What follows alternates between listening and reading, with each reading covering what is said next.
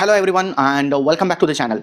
This is the one shot video of rotational dynamics. Chapter के अंदर जितने भी पॉइंट्स होंगे उन्हें हम डिटेल में स्टडी करेंगे और साथ ही में बोर्ड एग्जाम्स के लिए जो टॉपिक्स इंपॉर्टेंट होते हैं वो भी मैं आप लोगों को बताता चलूंगा। तो चलिए शुरू करते हैं सबसे पहले इसके वेटेज के साथ में। तो बोर्ड एग्जाम्स के अंदर ये चैप्टर 7 मार्क्स के लिए पूछा जाता है, मतलब विथ ऑप्शन इस चैप्टर के 7 मार्क्स के क्वेश्चन बोर्ड एग्जाम में होते हैं। उसके बाद में ये जो चैप्टर होगा उसे हम दो पार्ट्स में डिवाइड कर सकते हैं। पहले पार्ट में होगा सर्कुलर मोशन और दूसरे पार्ट में होगा रोटेशनल मोशन, जिसके अंदर मोमेंट ऑफ इनर्शिया का पार्ट आ जाता है।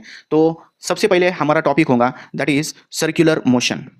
Circular motion, motion of the particle along the circumference of circle. Circular motion का मीनिंग क्या होता है? The motion of the particle along the circumference of circle. For example, यहां पर अगर हम कोई पत्थर लेते हैं इस तरह से और उसे एक स्ट्रिंग से अटैच कर देते हैं, किसी रस्सी से उसे अगर हम बांध देते हैं और बांधने के बाद में उसे अगर हम घुमाते हैं, इस तरह से घुमाते हैं, तो घुमाने के बाद में जो उस स्टोन का मोशन होगा that will B circular motion, क्योंकि उसके अंदर जो स्टोन है वो इस तरह से सर्कमफरेंस के अलोंग होने वाला है। तो ये जो मोशन होगा उसका this is known as the circular motion. अब ये जो सर्कुलर मोशन होता है उसके दो डिफरेंट टाइप के कैरेक्टरिस्टिक्स होते हैं। उसकी पहली कैरेक्टरिस्टिक्स है it is an accelerated motion. It is an accelerated motion. Accelerated motion मतलब अगर हम स्टोन को एक कांस्टेंट स्पीड से भी रिवॉल्व करते हैं तब भी उसके अंदर एक्सेलरेशन होगा, क्योंकि एक्सेलरेशन का मीनिंग होता है it is the rate of change of velocity.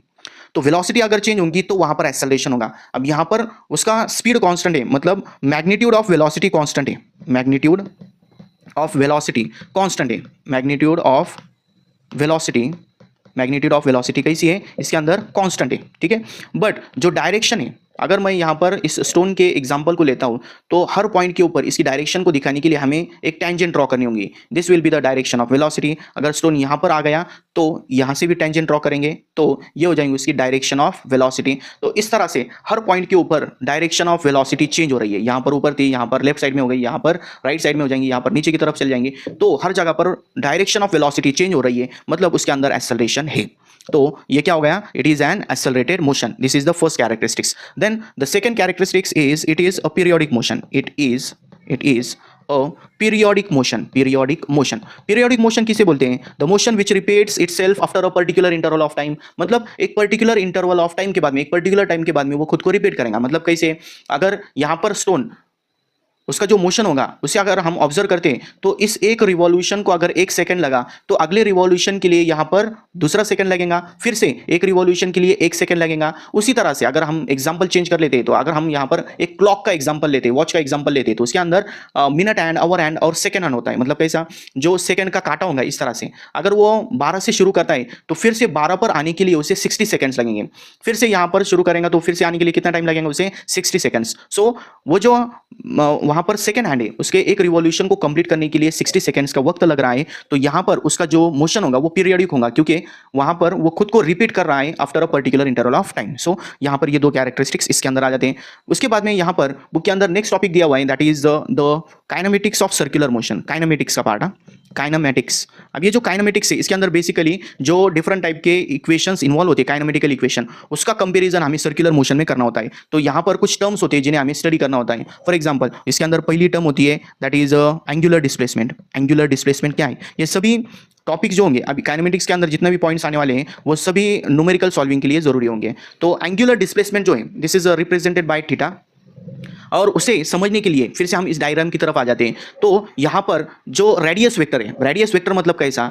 Centre से तो पार्टिकल की पोजीशन को दिखाने के लिए जो वेक्टर हम ड्रॉ करेंगे this will B radius vector. तो पार्टिकल की अगर पोजीशन चेंज हो गई, मतलब पार्टिकल जो स्टोन था हमारा वो यहां से निकलकर यहां तक आ गया, तो फिर से यहां पर जो रेडियस वेक्टर है वो इस डायरेक्शन में आ जाएगा। तो इन दोनों वेक्टर्स के बीच में जो एंगल होगा this will be the angular displacement, ठीक है। The angle trace by the displacement vector और रेडियस वेक्टर। उसके बाद में नेक्स्ट टर्म होती है इसके अंदर, the second term is the angular velocity. Angular velocity means the rate of change of angular displacement. जैसा जो हमारा नॉर्मल वेलोसिटी का फॉर्मूला होता है वैसा ही यहाँ पर क्या आ जाएगा इसका formula? It is the rate of change of angular displacement that is D theta by D T लेंगे तो वहां पर हमें एंगुलर वेलोसिटी मिलेंगे। हम बस फास्ट में ले रही है ऊपर से बस।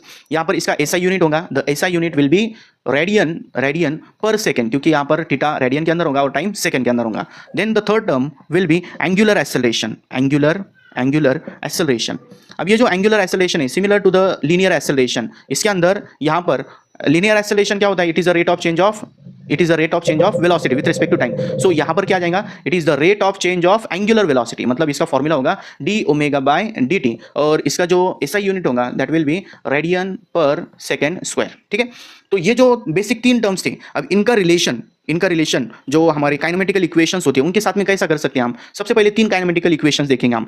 पहली काइनेमेटिकल इक्वेशन है हमारे पास, the first kinematical equation is v is equals to u plus at, then the second kainamatical equation is s equals to ut plus half at square, then the third kainamatical equation is v square minus u square equals to 2as। Okay, अब इसका comparison अगर हम circular motion से करते तो इसके अंदर सबसे पहले देखो v is the final velocity, तो उसकी जगह हम ओमेगा लेंगे, omega is the final angular velocity. उसके बाद में इनिशियल के लिए omega 0 that is initial angular velocity, उसके बाद में ए की जगह अल्फा और टी एज इट इज। उसके बाद में सेकंड डिस्प्लेसमेंट की जगह एंगुलर डिस्प्लेसमेंट होगा यू की जगह omega 0 into t plus half a की जगह फिर से alpha into t square, then the third equation will be omega square minus omega 0 square is equals to 2 alpha theta. ये 3 इक्वेशंस हमें न्यूमेरिकल सॉल्विंग के लिए यूज करनी होती है। बेसिकली अगर आप लोगों को ये पार्ट आता होगा जो लीनियर काइनेमेटिकल इक्वेशंस होते हैं उनका अगर आप लोगों को क्लियर होगा तभी आप लोग ये जो इक्वेशन इसका यूज कर सकते हो, अदरवाइज यहां पर आप अपना टाइम वेस्ट मत करो। देन उसके बाद में यहां पर सर्कुलर मोशन के 2 टाइप्स आ जाते हैं, उन्हें हम स्टडी करेंगे। सर्कुलर मोशन के बेसिकली 2 टाइप्स होंगे जो मेन हमारा सर्कुलर मोशन है। फॉर एग्जांपल सर्कुलर मोशन अगर हम कंसीडर करते हैं तो उसके 2 पार्ट्स हो जाएंगे, यहां पर 2 टॉपिक्स के अंदर 2 पॉइंट्स के अंदर अगर हम उसे डिवाइड करते हैं तो कौन कौन से हो जाएंगे? एक होगा उसके अंदर यूनिफॉर्म सर्कुलर मोशन, पहला कौन सा होगा? यूनिफॉर्म सर्कुलर मोशन, और दूसरा होगा उसके अंदर non uniform circular motion, non UCM. Uniform circular motion मतलब कैसा? इसके अंदर स्पीड कांस्टेंट है। यूसीएम मतलब क्या? Speed of the particle is constant, speed is constant, मतलब अगर जो पार्टिकल हम कंसीडर कर रहे हैं उसका स्पीड यहां पर चेंज होने वाला नहीं है, कांस्टेंट स्पीड होगा। यहां पर स्पीड कैसा होगा? Variable, speed is variable. Example के लिए हम क्या ले सकते हैं? यहां पर our hand, the tip of our hand, second hand, minute hand, या उसकी जगह पर दूसरा motion of earth around the sun, motion of earth around sun, मतलब सूरज के इर्द गिर्द जो अर्थ का मोशन हो रहा है वो होगा उसका यूनिफॉर्म सर्कुलर मोशन, क्योंकि वहां पर एक कांस्टेंट स्पीड से अर्थ सन के अलॉन्ग रिवॉल्व कर रही है। ठीक है, यूसीएम का एग्जांपल हम ले सकते हैं, motion of earth around the sun. ठीक है, देन यहां पर नॉन यूनिफॉर्म सर्कुलर मोशन के लिए एग्जांपल ले सकते हैं हम द स्विच ऑन और of the fan, switch on और ऑफ द फैन, मतलब कैसा? फैन बंद था, उसे चालू करने के बाद में उसके टिप के ऊपर, पूरा फैन नहीं, बस जो उसके पाते होंगे उसके ऊपर एक कोई पॉइंट हमने ड्रॉ कर लिया पेन से, तो वो जो मोशन परफॉर्म कर रहा है वो सर्कुलर मोशन होगा। सो वहां पर अगर स्विच ऑन करते हैं तो उसका स्पीड कंटिन्यूअसली इंक्रीज हो रहा है, या स्विच ऑफ करते हैं तो स्पीड कंटिन्यूअसली डिक्रीज हो रहा है। ठीक है, अब देखो यहां पर जो यूनिफॉर्म सर्कुलर मोशन होगा उसके अंदर जो पार्टिकल घूमने वाला है, जो पार्टिकल इस तरह से सर्कुलर मोशन परफॉर्म कर रहा है, for example this is our particle, तो ये सर्कुलर मोशन परफॉर्म करते वक्त उसकी बस डायरेक्शन चेंज होनी चाहिए, क्योंकि जो घूमता हुआ पत्थर था, हमने एग्जाम्पल के लिए लिया था, अगर हम उसके स्ट्रिंग को छोड़ देते हैं, यहां पर उसके स्ट्रिंग ने जो एंगल बनाया होता, जो सेंटर से कनेक्शन था वो अगर टूट जाता है तो पत्थर क्या करेगा? इस तरह से आउटवर्ड डायरेक्शन के अंदर चला जाएगा, इस तरह से इस डायरेक्शन के अंदर चला जाएगा अगर हम उसे छोड़ देते हैं।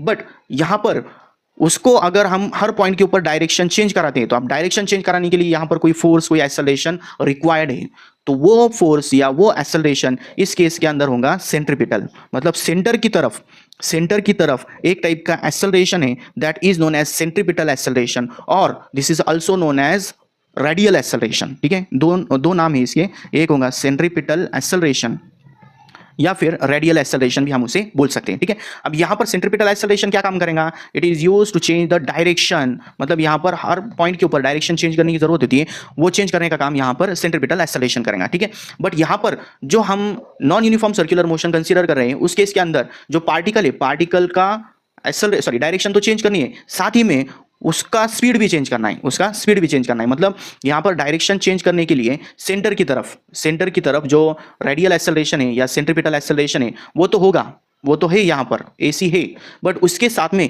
इसका स्पीड चेंज करने के लिए यहां पर टेंजेंशियल एक्सेलरेशन भी होगा, उसका स्पीड चेंज करने के लिए यहां पर एग्जैक्टली इसको परपेंडिकुलर एक टेंजेंशियल एक्सेलरेशन होगा। टेंजेंशियल मतलब कैसा?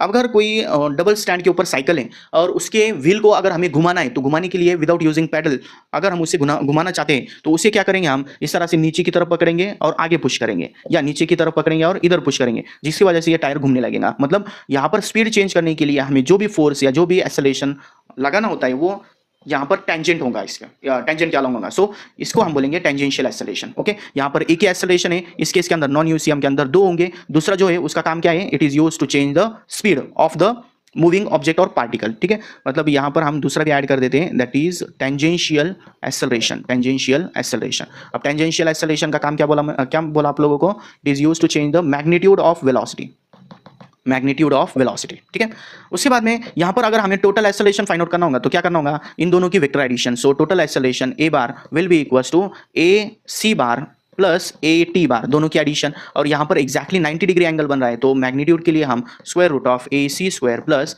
ए टी स्क्वायर ले सकते हैं। ठीक है, then we will move towards the next topic. अब यहां पर जो हमने जो एंगुलर वेलोसिटी, एंगुलर एक्सेलरेशन ये कंसीडर किया था, तो उसके अंदर डायरेक्शन रह गई थी। डायरेक्शन का पॉइंट आप लोगों को बता देता हूं एक बार मैं। डायरेक्शन के लिए right hand thumb rule use करना होता है। यहां पर क्या यूज करना होता है, right hand thumb rule, right hand thumb rule. अब देखो राइट हैंड थंब रूल क्या है, यहां पर जो डायरेक्शन ऑफ वेलोसिटी है, एंगुलर वेलोसिटी, वो दिखाने के लिए राइट हैंड थंब रूल होता है। क्या करना होता है उसके अंदर, अगर कोई ऑब्जेक्ट इस तरह से सर्कुलर मोशन परफॉर्म कर रहा है, ओके, इस तरह से सर्कुलर मोशन परफॉर्म कर रहा है एंटी क्लॉकवाइज डायरेक्शन के अंदर, तो यहां पर अगर हम जो डायरेक्शन ऑफ मोशन है उसे फिंगर्स, राइट हैंड जो होगा, राइट हैंड का हमें एक ऐसा पंच बना लेना है, और जो फिंगर्स होंगे, जो फिंगर्स को हमने कर्ल किया है, वो अगर direction of motion of the particle होंगी, तो जो थंब होगा, थंब हमें ऊपर की तरफ या नीचे की तरफ स्ट्रेच करना होगा, तो जो स्ट्रेच थंब होगा that will give the direction of angular velocity. मतलब इस केस के अंदर यहां पर जो थंब की डायरेक्शन होगी, इस तरह से अगर एंटी क्लॉकवाइज होगा तो थंब की डायरेक्शन ऊपर की तरफ है, तो एंगुलर वेलोसिटी की डायरेक्शन ऊपर की तरफ है, omega bar.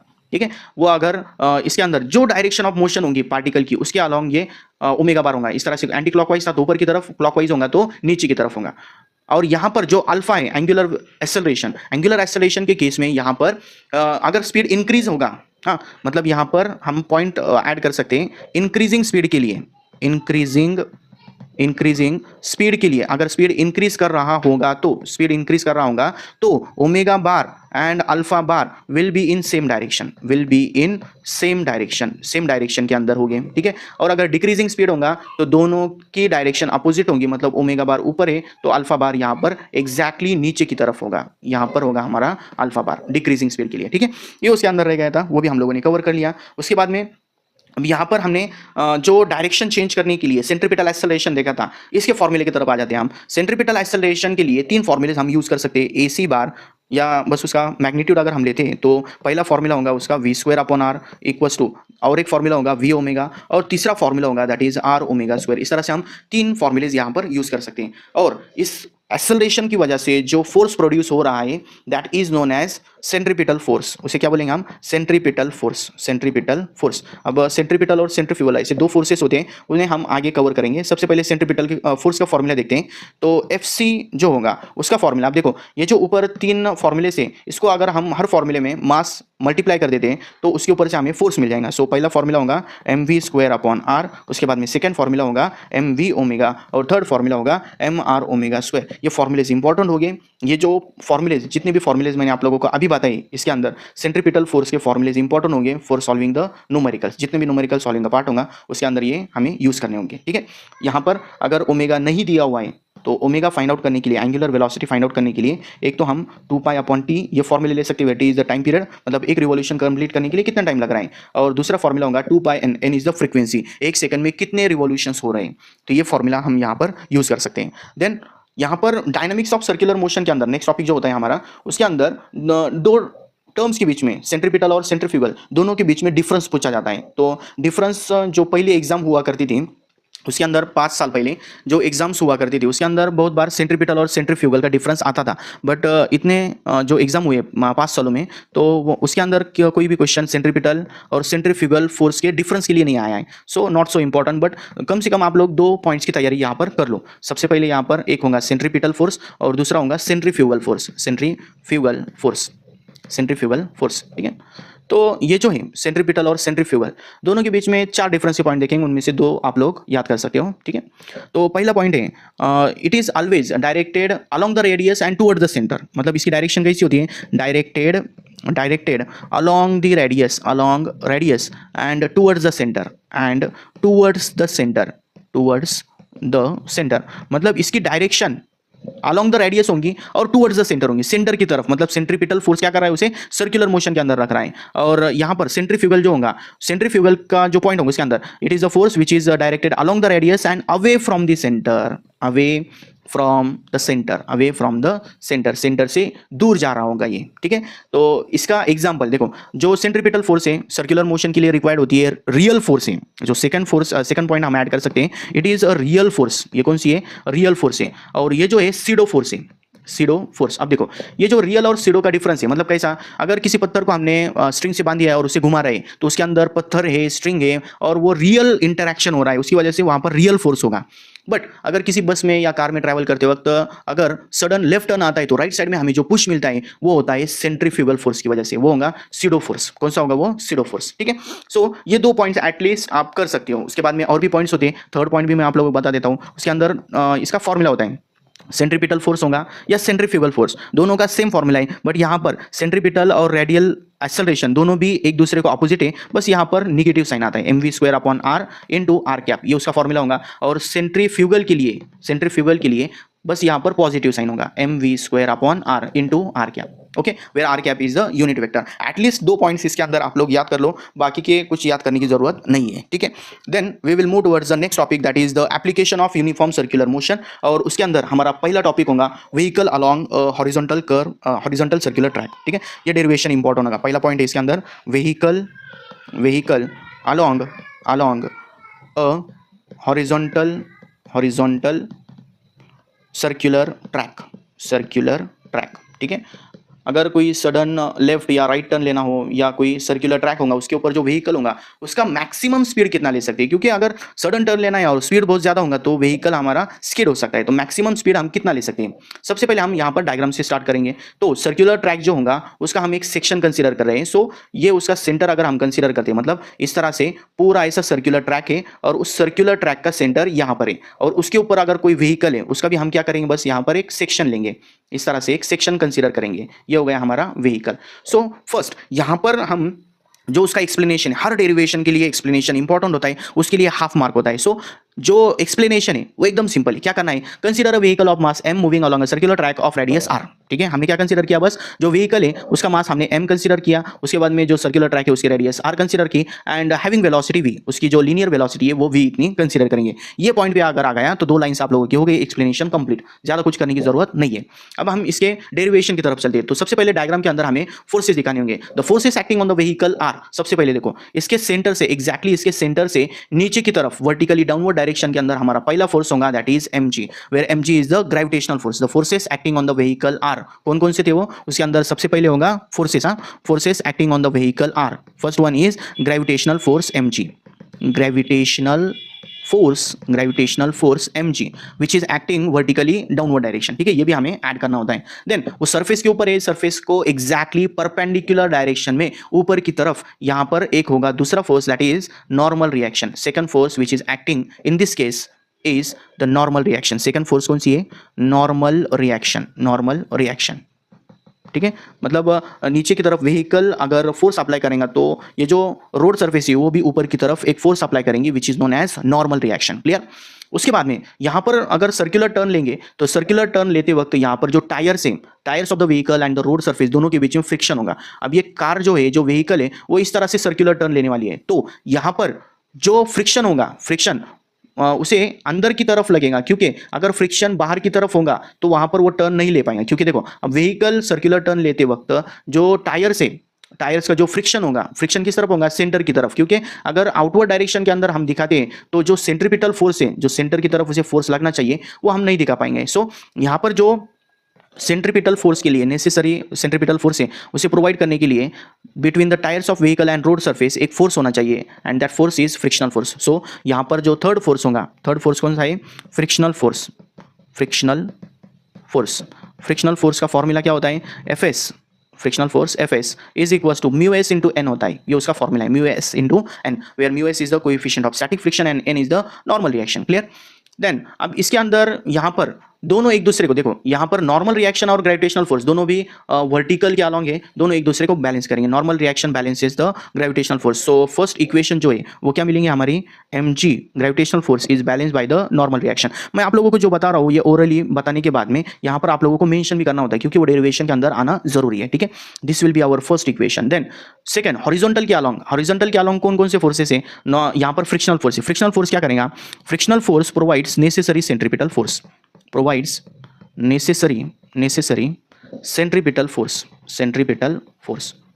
necessary centripetal force for the circular motion is provided by the frictional force। so हमारी यहाँ पर सेकंड इक्वेशन होगी सेंट्रीपिटल फोर्स का फॉर्मूला mv²/r और ये होगा फ्रिक्शनल फोर्स के इक्वल। This will be our equation second. Now यहाँ पर जो वेलोसिटी है, जो स्पीड है, वो हमें मैक्सिमम लेना है क्योंकि एक पर्टिकुलर लिमिट के बाद में वो व्हीकल टर्न नहीं ले पाएगा, वो ट्रैक से छूट जाएगा। तो यहाँ पर मैक्सिमम स्पीड हम कंसीडर कर रहे हैं। तो मैक्सिमम स्पीड के लिए क्या करना है, बस यहाँ पर हमें दोनों की डिवीजन करनी है। सो यहाँ पर नेक्स्ट क्या करना होगा हमें, नेक्स्ट क्या पार्ट होगा इसके अंदर, डिवाइड 2/1 इक्वेशन 2 को 1 से डिवाइड करना है। सो 2 के अंदर क्या है, लेफ्ट साइड में mv max² and divided bye जो फर्स्ट इक्वेशन है उसके लेफ्ट साइड में है mg इज इक्वल टू जो सेकंड इक्वेशन है उसके अंदर है fs अपॉन जो फर्स्ट इक्वेशन है उसके अंदर है n। ओके, तो यहाँ पर सबसे पहले मास इसका जो है वो कैंसिल हो जाएगा, मास कैंसिल हो गया तो इक्वेशन क्या रही गई, इक्वेशन है उसके अंदर v max² is equal to fs upon n। अब यहाँ पर हमने फ्रिक्शनल फोर्स का फॉर्मूला देखा था, क्या फॉर्मूला था वो, that formula is fs is equal to μs into n। So यहाँ पर अगर हम fs अपॉन n करते हैं तो इसके ऊपर से मिलेगा हमें μs। सो fs अपॉन n की जगह क्या आ जाएगा, μs आ जाएगा, μs। और इसके ऊपर से vmax² इज इक्वल टू कितना होगा, vmax² is equal to μs into rg। और लास्ट में इसका अगर हम स्क्वायर रूट लेते हैं तो vmax का फॉर्मूला होगा vmax is equal to root of μs into rg। This is the formula for the maximum speed of the vehicle on a circular track, ठीक है। इस तरह से ये डेरिवेशन कंप्लीट होता है। आप लोगों को नोट्स वगैरह लेने की ज़रूरत नहीं, लेना चाहते हो तो ले सकते हो आप लोग। साथ ही में मैं वीडियो के एंड में कमेंट सेक्शन जो होगा उसके अंदर मैं लिंक प्रोवाइड कर दूंगा जिससे आप लोग ये जो पार्ट मैं लिख रहा हूँ इसका एक्सेस ले सकते हो, ठीक है। Then the second point in the application is a well of death. Second जो पार्ट होगा उसके अंदर हमें देखना होगा वेल ऑफ डेथ, मौत का कुआं, वेल ऑफ डेथ, ठीक है। वेल ऑफ डेथ का डेरिवेशन भी थोड़ा सा इसके जैसा है, बस इसके अंदर जो व्हीकल था, व्हीकल अब वर्टिकल हो गया, मतलब कैसा, अब देखो इस तरह से अगर मौत का कुआं तो आप लोगों ने देखा होगा, उसके अंदर कोई सिलेंडर होता है इस तरह से अगर कोई सिलेंडर होगा, ये सिलेंडर का पार्ट होगा इस तरह से, ये सिलेंडर है फॉर एग्जाम्पल। एक बार मैं इसे कंप्लीट कर लेता हूँ, ये होगा हमारा सिलेंडर और जो सिलेंडर है उसके अंदर व्हीकल इस तरह से हॉरिजॉन्टल सर्कुलर मोशन परफॉर्म कर रहे हैं। तो फॉर एग्जांपल यहाँ पर हम कंसीडर करेंगे जो व्हीकल है वो इस पॉइंट के ऊपर है, इस पॉइंट के ऊपर, ठीक है। तो इसके अंदर फोर्सेस कौन कौन से ऐड कर रहे हैं, फिर से यहाँ पर जो पहला फोर्स होगा in vertically downward direction, vertical downward direction के अंदर पहला फोर्स होगा हमारा mg। उसके बाद में नॉर्मल रिएक्शन इस सरफेस को परपेंडिकुलर होगा, तो परपेंडिकुलर दिखाने के लिए एग्जैक्टली सरफेस को परपेंडिकुलर इस डायरेक्शन में हमारा होगा नॉर्मल रिएक्शन, क्योंकि नॉर्मल रिएक्शन सरफेस को परपेंडिकुलर होता है, इस तरह से सरफेस ही इसे परपेंडिकुलर इस तरफ आ गया। उसके बाद में फ्रिक्शनल फोर्स, अब यहाँ पर व्हीकल नीचे की तरफ जा रहा है तो जो फ्रिक्शनल फोर्स होगा वो ऊपर की तरफ लगेगा, तो इसकी वजह से जो फ्रिक्शनल फोर्स है उसकी डायरेक्शन हम ऊपर की तरफ दिखा सकते हैं इस तरह से। This will be our frictional force Fs, ठीक है। तो यहाँ पर जो फोर्सेस हमने यूज किए उसके अंदर पहला होगा gravitational force, frictional force, normal reaction, इसे हम एक्सप्लेन कर लेंगे, बस एक्सप्लेनेशन के अंदर आ जाएगा। उसके बाद में क्या होगा, gravitational force is balance by the frictional force. So हमारी पहली इक्वेशन होगी mg is equal to Fs, gravitational force is balance by the frictional force, this will be first equation. Then यहाँ पर नॉर्मल रिएक्शन क्या करेगा, फिर normal reaction provides necessary centripetal force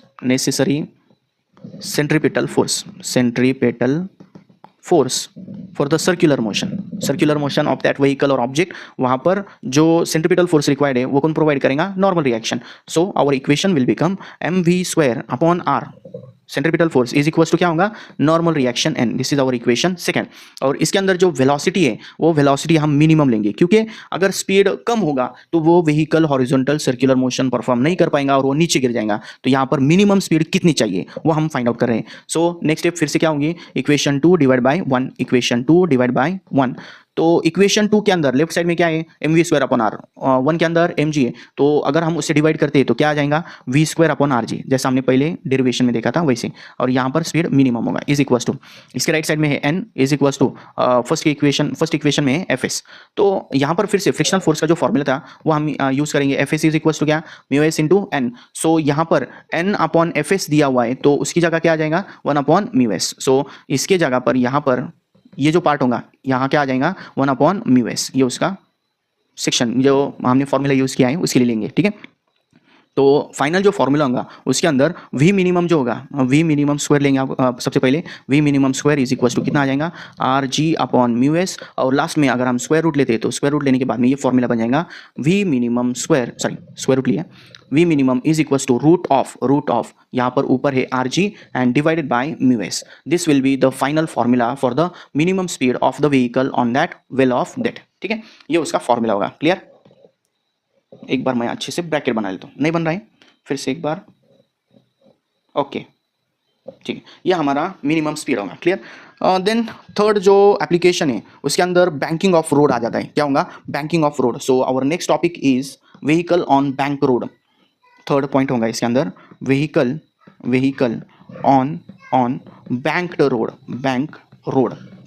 road. अब देखो बैंक रोड मतलब क्या, इसके अंदर जो outer edge of the road होंगी it will be raised over its inner edge, मतलब कैसा, ये हॉरिजॉन्टल सरफेस था रोड का, तो यहाँ पर उसकी इनर एज, अगर हमें लेफ्ट टर्न लेना है तो जो राइट साइड का पार्ट होगा रोड का उसे हमें ऊपर की तरफ लेकर जाना है, जिसकी वजह से रोड का सेक्शन कुछ इस तरह से देखेंगे आप। So the raising of outer edge of the road, ये आउटर एज क्या है, ये हमने रेज किए ऊपर किए, over its inner as horizontal क्या होंगे बट आउटर एज क्या है कि यहाँ पर रेज किए, the raising of outer edge over its inner edge of the road is known as banking of road, क्या बोलते हैं उसे, बैंकिंग ऑफ रोड। और जो एंगल यहाँ पर होगा दो सर्फेसिस के बीच में, this will B angle of banking theta. तो सबसे पहले व्हीकल ऑन बैंक रोड का जो डेरिवेशन है वो हम विदाउट फ्रिक्शन के लिए लेंगे। तो विदाउट फ्रिक्शन के लिए यहाँ पर जो हम रोड सरफेस है उसके ऊपर कोई व्हीकल दिखा लेते हैं, इस तरह से कोई व्हीकल है, और ये जो व्हीकल है वो ट्रैवल करते वक्त हम सबसे पहले एक्सप्लेनेशन में क्या आ जाएगा, consider a vehicle of mass m moving along a circular track of radius r with speed v, ये उसका कॉमन पॉइंट्स होंगे, ये आना ही चाहिए, ठीक है। उसके बाद में सबसे पहले forces, the forces acting on the vehicle are, सबसे पहले कौन सा फोर्स लेंगे, एक ग्रेविटेशनल फोर्स, जो व्हीकल का सेंटर होगा, सेंटर से एग्जैक्टली नीचे की तरफ पहला फोर्स होगा, that is gravitational force mg acts in vertically downward direction। Then second force होगा नॉर्मल रिएक्शन। अब देखो ये सरफेस है, सरफेस को परपेंडिकुलर इस तरफ आ रही है, सो नॉर्मल रिएक्शन भी इस तरह से इस सरफेस को परपेंडिकुलर होगी, इस तरह से सरफेस को परपेंडिकुलर जो सेकंड फोर्स है वो होगी, दैट इज नॉर्मल रिएक्शन, ठीक है। अब देखो यहाँ पर ग्रेविटेशनल फोर्स नीचे की तरफ है, नॉर्मल रिएक्शन सरफेस को परपेंडिकुलर है, तो mg को कौन बैलेंस करेगा, इसके एग्जैक्टली ऊपर की तरफ कोई फोर्स होना चाहिए। तो उसके लिए हम क्या करेंगे, नॉर्मल रिएक्शन को दो कंपोनेंट्स के अंदर रिजॉल्व करेंगे, क्या करेंगे, रिजॉल्व। अब देखो रिजॉल्व करने के लिए दो कंपोनेंट्स तो बन जाएंगे यहाँ पर, एक होगा उसका वर्टिकल कंपोनेंट, ये होगा उसका वर्टिकल कंपोनेंट, और दूसरा होगा उसका horizontal component, this will be the horizontal component. But यहाँ पर वर्टिकल और हॉरिजॉन्टल कौन सा लेंगे, n sin थीटा और n cos थीटा आना चाहिए, बट यहाँ पर कौन सा एंगल थीटा होना चाहिए, मतलब ये एंगल थीटा होना चाहिए कि ये एंगल थीटा होना चाहिए। तो ऑब्वियसली डायग्राम के ऊपर से क्या दिख रहा है कि ये एंगल थीटा है, बट क्यों, देखो आप सबसे पहले अगर मैं इसे कंसीडर करता हूँ तो यहाँ पर एक z बन रहा है, देखो इस तरह से z, ओके, इस तरह से एक z बन रहा है, तो z के अंदर ये और ये एंगल थीटा होता है, क्या होता है ये, थीटा एंगल। अब देखो नॉर्मल रिएक्शन सरफेस को परपेंडिकुलर है और यहां पर इन दोनों के बीच में एंगल थीटा है, कितना है, थीटा। तो नॉर्मल रिएक्शन और ये सरफेस दोनों में से ये जो पार्ट है इसकी वैल्यू कितनी है, थीटा। तो ये पार्ट जो है यहाँ पर ये जो पार्ट होगा इसकी वैल्यू कितनी होगी, 90 माइनस थीटा, कितनी है, 90 माइनस थीटा। फिर से ये दोनों एक दूसरे को परपेंडिकुलर है, ये 90 माइनस थीटा है, टोटल एंगल 90 था, तो ये एंगल कितना रह जाएगा, बस थीटा। सो यहाँ पर आ जाएगा हमारा थीटा, और जहाँ पर थीटा होता है वहाँ पर कॉस थीटा आएगा एडजेसेंट साइड के लिए। So this component will be n cos theta और ये कंपोनेंट होगा n sin थीटा, ओके। देन यहाँ पर जो ग्रेविटेशनल फोर्स है उसको बैलेंस करने के लिए n cos थीटा होगा। So n cos theta balances the gravitational force. So हमारी पहली इक्वेशन होगी n cos theta is equals to mg, first equation हो गई। देन अब यहाँ पर जो हॉरिजॉन्टल कंपोनेंट है n sin थीटा वो क्या करेगा, n sin theta horizontal component of normal reaction that is n sin theta provides फिर से क्या प्रोवाइड करेंगे वो, प्रोवाइड्स नेसेसरी सेंट्रीपिटल फोर्स। ये जो पॉइंट्स है जो सिंपल लाइंस होती है वो मैं आप लोगों को बार बार लिखा रहा हूँ क्योंकि यहाँ पर वो सिंपल होती है, डेरिवेशंस के अंदर अगर आ जाते हैं तो उसकी वजह से डेरिवेशन कंप्लीट लगता है, क्योंकि अदरवाइज ये अगर 3 मार्क्स के लिए आ गया और उसके अंदर ये आप लोगों ने बीच का जो एक्सप्लेनेशन वो नहीं लिखा, फिर सिर्फ मैं जो लिख रहा हूँ उतना लिख लिया, तो आप लोगों को 3 नहीं बस 2 मार्क्स मिल जाएंगे, क्योंकि वहाँ पर एक्सप्लेनेशन को मार्क्स होते हैं, ठीक है।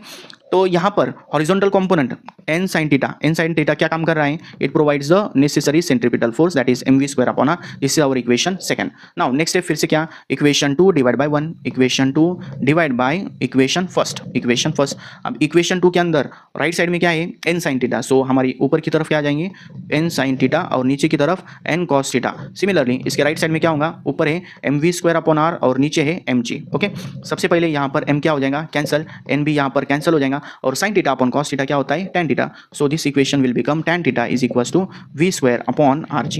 तो इसके ऊपर से हमें एंगल ऑफ बैंकिंग का फॉर्मूला मिल जाएगा, क्या, एंगल ऑफ बैंकिंग, ठीक है। एंगल ऑफ बैंकिंग का क्या फॉर्मूला होगा, theta is equals to tan inverse of v square upon rg, ये उसका फॉर्मूला होगा, ठीक है। देखो जो क्वेश्चंस होते हैं बोर्ड के अंदर, जो क्वेश्चंस होते हैं उसके अंदर कभी कभी देखो 1 मार्क के 2 टाइप के क्वेश्चन आते हैं। 2 क्वेश्चंस कौन से, सबसे पहले state the formula for the angle of banking, ये फॉर्मूला आप लोगों को बस लिखना होता है 1 मार्क के लिए, ये पहला क्वेश्चन। दूसरा उसके बाद में और क्या आता है, does the angle of banking depends on the mass of vehicle. अब ये जो फॉर्मूला है इसके अंदर मास ऑफ व्हीकल तो नहीं आया है, सो उसका आंसर भी 1 मार्क के लिए क्या होगा, it does not depend on the mass of vehicle. उसके बाद में थर्ड क्वेश्चन होता है, डायरेक्टली पूरा डेरिवेशन आता है 3 मार्क्स के लिए, और वो भी घुमा के पूछा जाता है, show that the angle of banking does not depend on the mass of vehicle. इस तरह से ये क्वेश्चन होता है, ठीक है।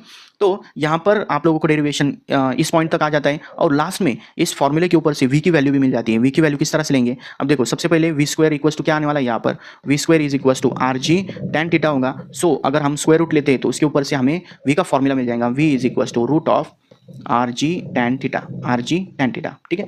This is known as most safe speed, इसे क्या बोलते हैं, मोस्ट सेफ स्पीड, क्योंकि इसके अंदर फ्रिक्शन इन्वॉल्व नहीं है, और this is also known as optimum speed बोलते हैं, ठीक है।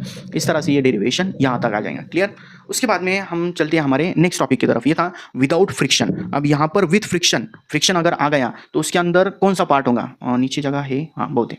अब हम हमारा नेक्स्ट टॉपिक देखेंगे, that is angle of banking with friction. तो वहाँ पर 2 लिमिट्स होंगे, सबसे पहले हम देखेंगे लोअर लिमिट, ओके। 4 मार्क्स के लिए डेरिवेशन आ सकता है, लोअर एंड अपर लिमिट होता है। कोई भी एक पार्ट अगर आप लोगों को समझ में आ गया तो दूसरा आप इजीली सॉल्व कर सकते हैं। मतलब कैसे देखा, सबसे पहले हम इसकी डायग्राम की तरफ चलते हैं। लोअर लिमिट मतलब कैसा, फ्रिक्शन आ गया तो कम से कम, अब यहाँ पर रोड क्या है, इस तरह से टिल्ट हुआ है फॉर एग्जाम्पल। अब इसकी डायग्राम बनाना जो पार्ट है वो बहुत इंपॉर्टेंट होता है। इस तरह से हम कोई सरफेस के ऊपर इस तरह से एक बैंकिंग ऑफ रोड के लिए डायग्राम बनाएंगे। The road is banked eight N angle theta with the horizontal.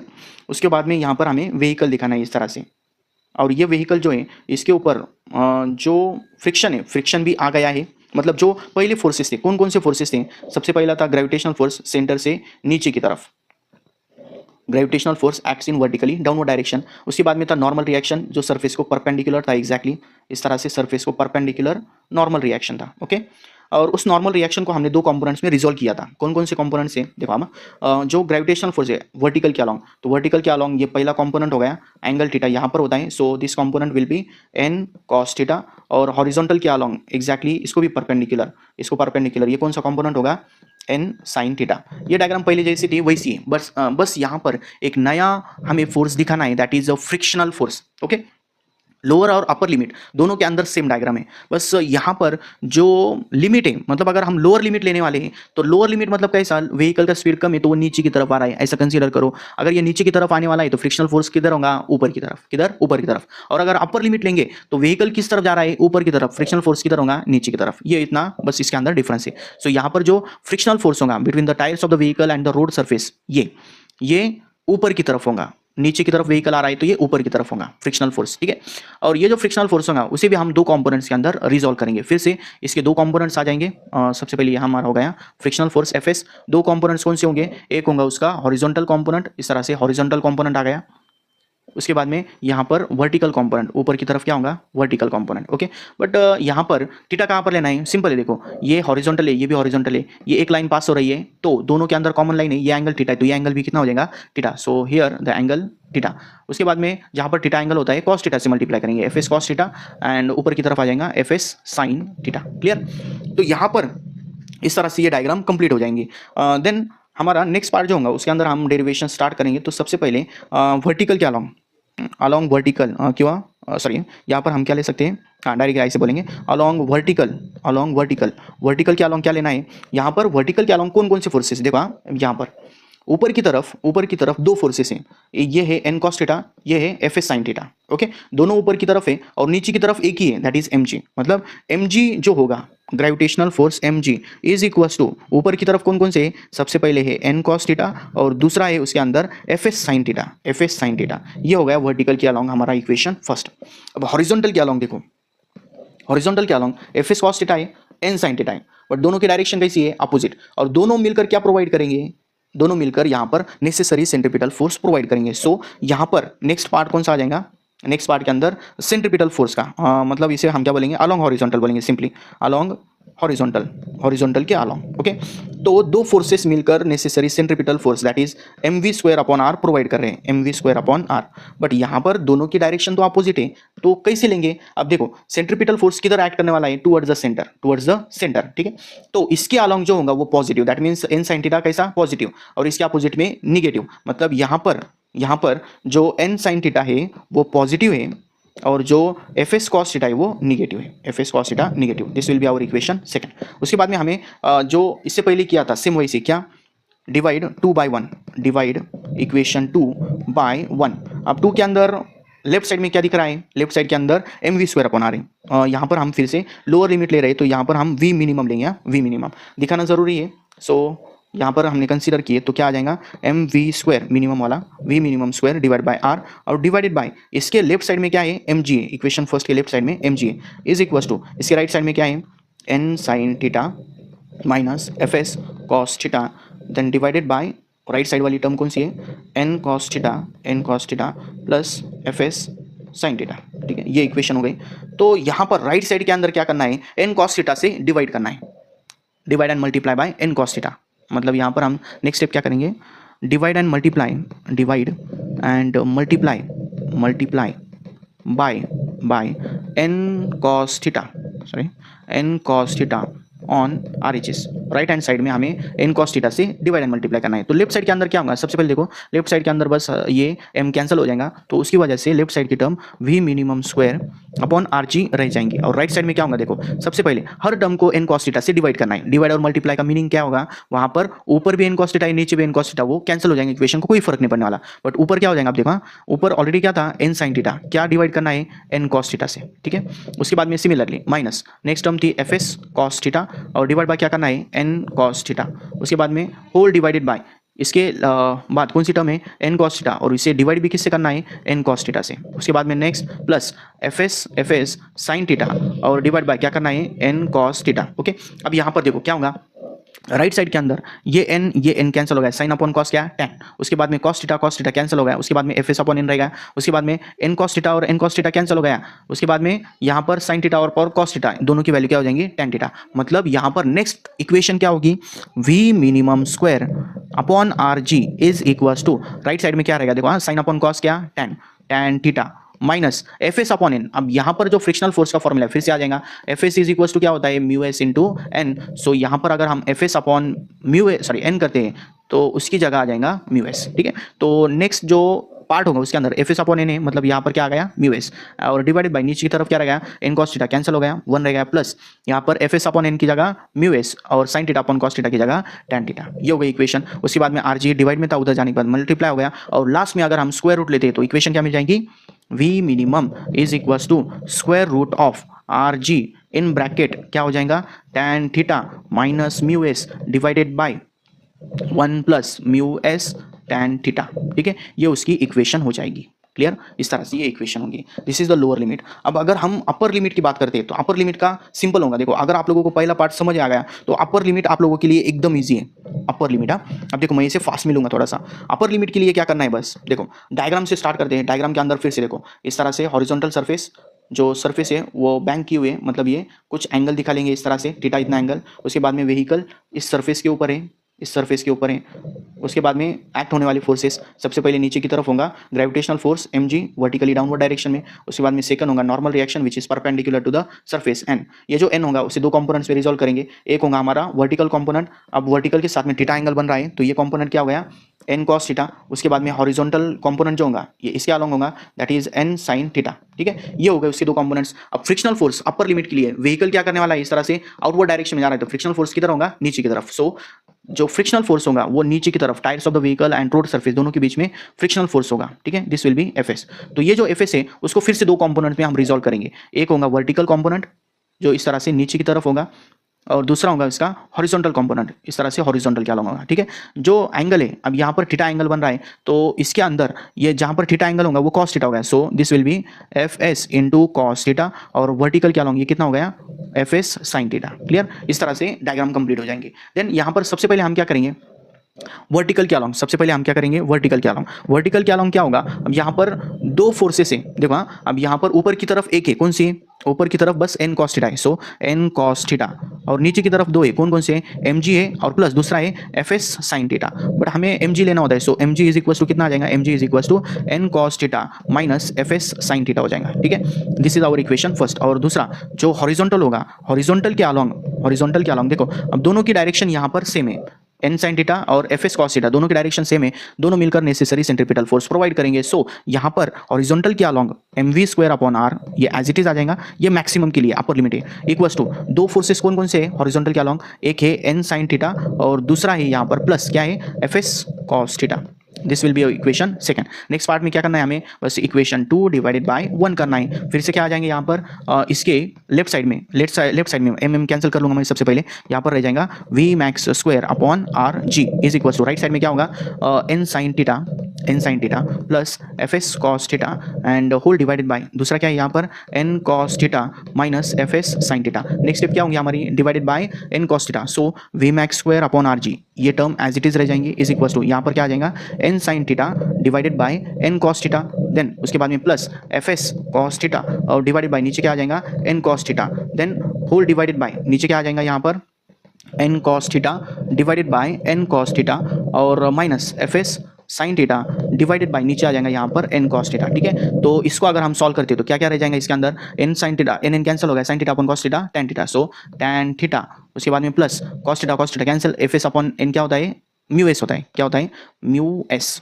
And divided by नीचे n cos थीटा कैंसिल हो गया 1 माइनस फिर से एफ एस अपॉन एन की जगह क्या आ जाएगा म्यू एस और sine theta upon cos theta क्या होगा tan थीटा। और लास्ट इक्वेशन अगर हम स्क्वायर रूट लेते हैं और आर जी उधर शिफ्ट कर देते हैं तो क्या मिल जाएंगी v max is equal to root of क्या आर जी इंटू यहाँ पर क्या होगा tan theta plus mu s upon 1 minus mu s tan theta. This will be the upper limit, ये होगा उसका अपर लिमिट। अब देखो यहाँ पर अपर और लोअर लिमिट के अंदर बस साइन का फर्क है, यहाँ पर कौन सा है निगेटिव पॉजिटिव है, निगेटिव पॉजिटिव और यहाँ पर क्या आ गया पॉजिटिव निगेटिव, बस इतना ही फर्क होगा, बाकी इसके अंदर ज़्यादा कुछ फर्क नहीं है। और ये था हमारा विथ फ्रिक्शन का पार्ट, मतलब यहाँ पर जो सर्कुलर मोशन के एप्लीकेशन है अभी तक हम लोगों ने 3 कवर कर लिए। उसके बाद हम चलते हैं हमारे नेक्स्ट टॉपिक की तरफ। So our next topic is conical pendulum. अब हम देखेंगे कोनिकल पेंडुलम, बोर्ड एग्जाम के लिए इंपॉर्टेंट होता है, 3 से 4 मार्क्स के लिए इससे क्वेश्चन आता है, सो अच्छी तरह से समझ लो।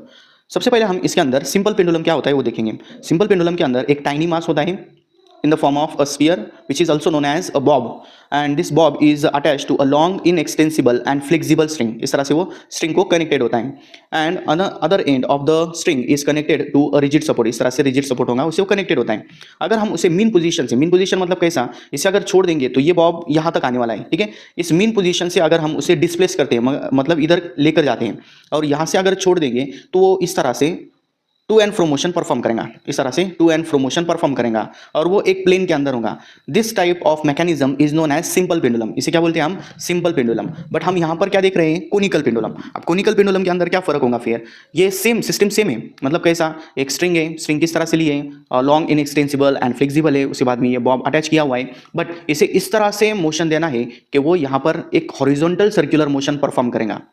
this bob is given such a motion that it describes a horizontal circle and this string describes a cone. अब यहाँ पर अगर हम उसे इमेजिन करते हैं तो ये जो स्ट्रिंग होंगी वो स्ट्रिंग इस तरह से हॉरिजॉन्टल सर्कुलर मोशन की वजह से ये स्ट्रिंग कोनिकल मोशन परफॉर्म करेंगे, इस तरह से कोन के फॉर्म में दिखाई देंगी, तो यहाँ से उसका नाम पड़ जाता है कोनिकल पेंडुलम। ठीक है, सो अब हम डेरिवेशन की शुरुआत करते हैं। सबसे पहले इसके अंदर हम लेंथ कंसीडर करेंगे। So the length of the string is L. यहाँ पर हम लेंथ ऑफ स्ट्रिंग इतनी कुछ ज़रूरत नहीं होती है, बट यहाँ पर हम एल इस सिंबल से हम उसे दिखा सकते हैं। So l is the length of string.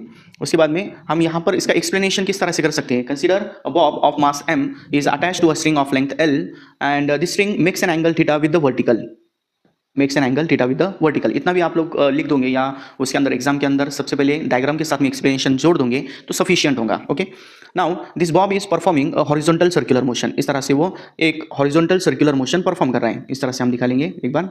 Okay, इस तरह से वो हॉरिजॉन्टल सर्कुलर मोशन परफॉर्म कर रहा है। तो हॉरिजॉन्टल सर्कल के साथ में अब यहाँ पर रेडियस भी आ जाएंगी। सर्कुलर मोशन है मतलब वहाँ पर रेडियस रिक्वायर्ड है, तो ये जो रेडियस है हम उसे आर इस सिंबल से दिखा सकते हैं। ये हो गई रेडियस उसकी। ठीक है, अब यहाँ पर इसके ऊपर जो फोर्सेस एक्ट होने वाले हैं वो कौन कौन से हैं।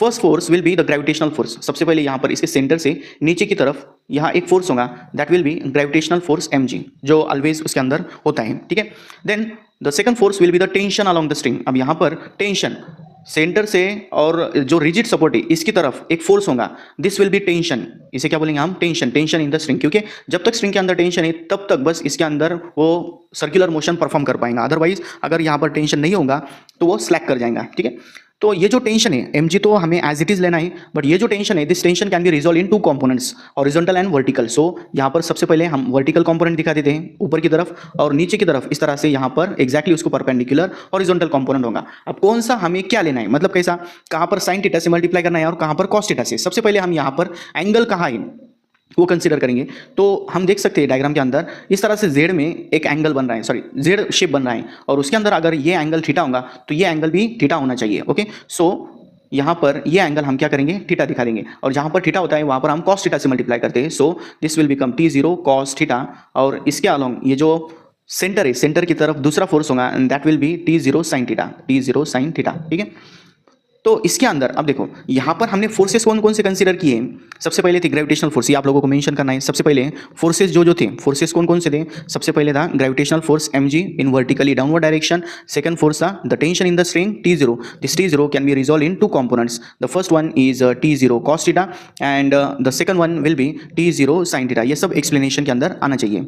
उसके बाद में अब यहाँ पर जब हम डेरिवेशन स्टार्ट करते हैं तो सबसे पहले क्या होगा, ये जो वर्टिकल एक्सिस है इस वर्टिकल के अलोंग दो forces that is mg and t0 cos theta, this will balance each other. ये दोनों एक दूसरे को बैलेंस कर रहे हैं। सो यहाँ पर हम क्या बोल सकते हैं, जो हमारी फर्स्ट इक्वेशन है उसके लिए क्या बोलेंगे हम यहाँ पर t0 cos theta, t0 cos theta balances gravitational force, balances gravitational force को बैलेंस करेंगे। सो हम इक्वेशन किस तरह से लिख सकते हैं, so our first equation will be t0 cos theta is equals to mg। This is our equation first. Now अब यहाँ पर जो दूसरा कंपोनेंट है t0 sin थीटा, वो क्या काम करेगा फिर, t0 sin theta will provide necessary centripetal force. वो क्या प्रोवाइड करने वाला है, necessary centripetal force for the horizontal circular motion. ठीक है, सो इसके ऊपर से हम इक्वेशन किस तरह से लिख सकते हैं, देखो अब यहाँ पर आ जाएगा हमारा t0 sin थीटा, और इस t0 sin थीटा को इक्वल्स टू यहाँ पर हमें सेंट्रीपिटल फोर्स लेने हैं। उसके तीन फॉर्मूलेज है, mv square upon r, mr omega square, mv omega. तो यहाँ पर कौन सा यूज करना है, इसके अंदर हमें टाइम पीरियड फाइंड आउट करना है, टाइम पीरियड। सो टाइम पीरियड के लिए हम यहाँ पर mr ओमेगा स्क्वायर यूज करेंगे। ठीक है, अब टाइम पीरियड कहाँ से आ गया इसके अंदर, टाइम पीरियड मतलब क्या, यहाँ पर जो हॉरिजॉन्टल सर्कुलर मोशन परफॉर्म करने वाला है बॉब, तो उसके लिए यहाँ से अगर वो स्टार्ट करता है तो फिर से यहाँ पर आने के लिए कितना टाइम लगेगा, that time will be the time period. और टाइम पीरियड के लिए हम ओमेगा लेते हैं, ओमेगा के अंदर टाइम पीरियड होता है, क्योंकि इसका जो फॉर्मूला है omega equals to 2 pi upon t, उसके ऊपर से हम ले सकते हैं। ठीक है, so this will be our equation second. उसके बाद क्या करेंगे हम, इन दो इक्वेशंस को बस डिवाइड करना है। इक्वेशंस को क्या करेंगे, डिवाइड, मतलब क्या, equation 2 divide by 1, equation 2 divide by 1। ठीक है। अब इक्वेशन 2 के अंदर लेफ्ट साइड में क्या है, लेफ्ट साइड में t0 sin थीटा है, t0 sin थीटा। उसके बाद में इसके फर्स्ट इक्वेशन में लेफ्ट साइड में t0 cos theta, t0 cos theta. This will be equals to क्या होगा ये m r omega square upon नीचे हो जाएगा mg। सो सबसे पहले इसके अंदर m और ये m t0 कैंसिल हो गया, और उसके बाद में भी यहाँ पर sin theta upon cos theta हम tan थीटा ले सकते हैं, बट यहाँ पर वो आगे जाकर कैंसिल होने वाला है। सो ये जो लेफ्ट साइड की टर्म है sin theta upon cos theta, इसको हम एज इट इज ले लेंगे, और यहाँ पर r के लिए कुछ यहाँ पर हम पुट कर सकते हैं। देखो फिर से हम इस डायग्राम की तरफ आ जाते हैं। इस डायग्राम के अंदर देखो यहाँ पर l है और ये r है, रेडियस है, और यहाँ पर थीटा है। सो हम कौन सा यहाँ पर एक राइट एंगल ट्रायंगल फॉर्म हो रहा है, मतलब हम ट्रिग्नोमेट्रिक आइडेंटिटी यूज कर सकते हैं। तो इसके अंदर ये थीटा है, थीटा के अपोजिट साइड में ये है, हाइपोटेनियस में ये है। सो इसके अंदर कौन सा ट्रिग्नोमेट्रिक फंक्शन लेने के बाद में ये दोनों रिलेट कर सकते हैं, और जवाब है sin थीटा। सो यहाँ पर हम क्या करेंगे, एक सिंपल स्टेप लेंगे।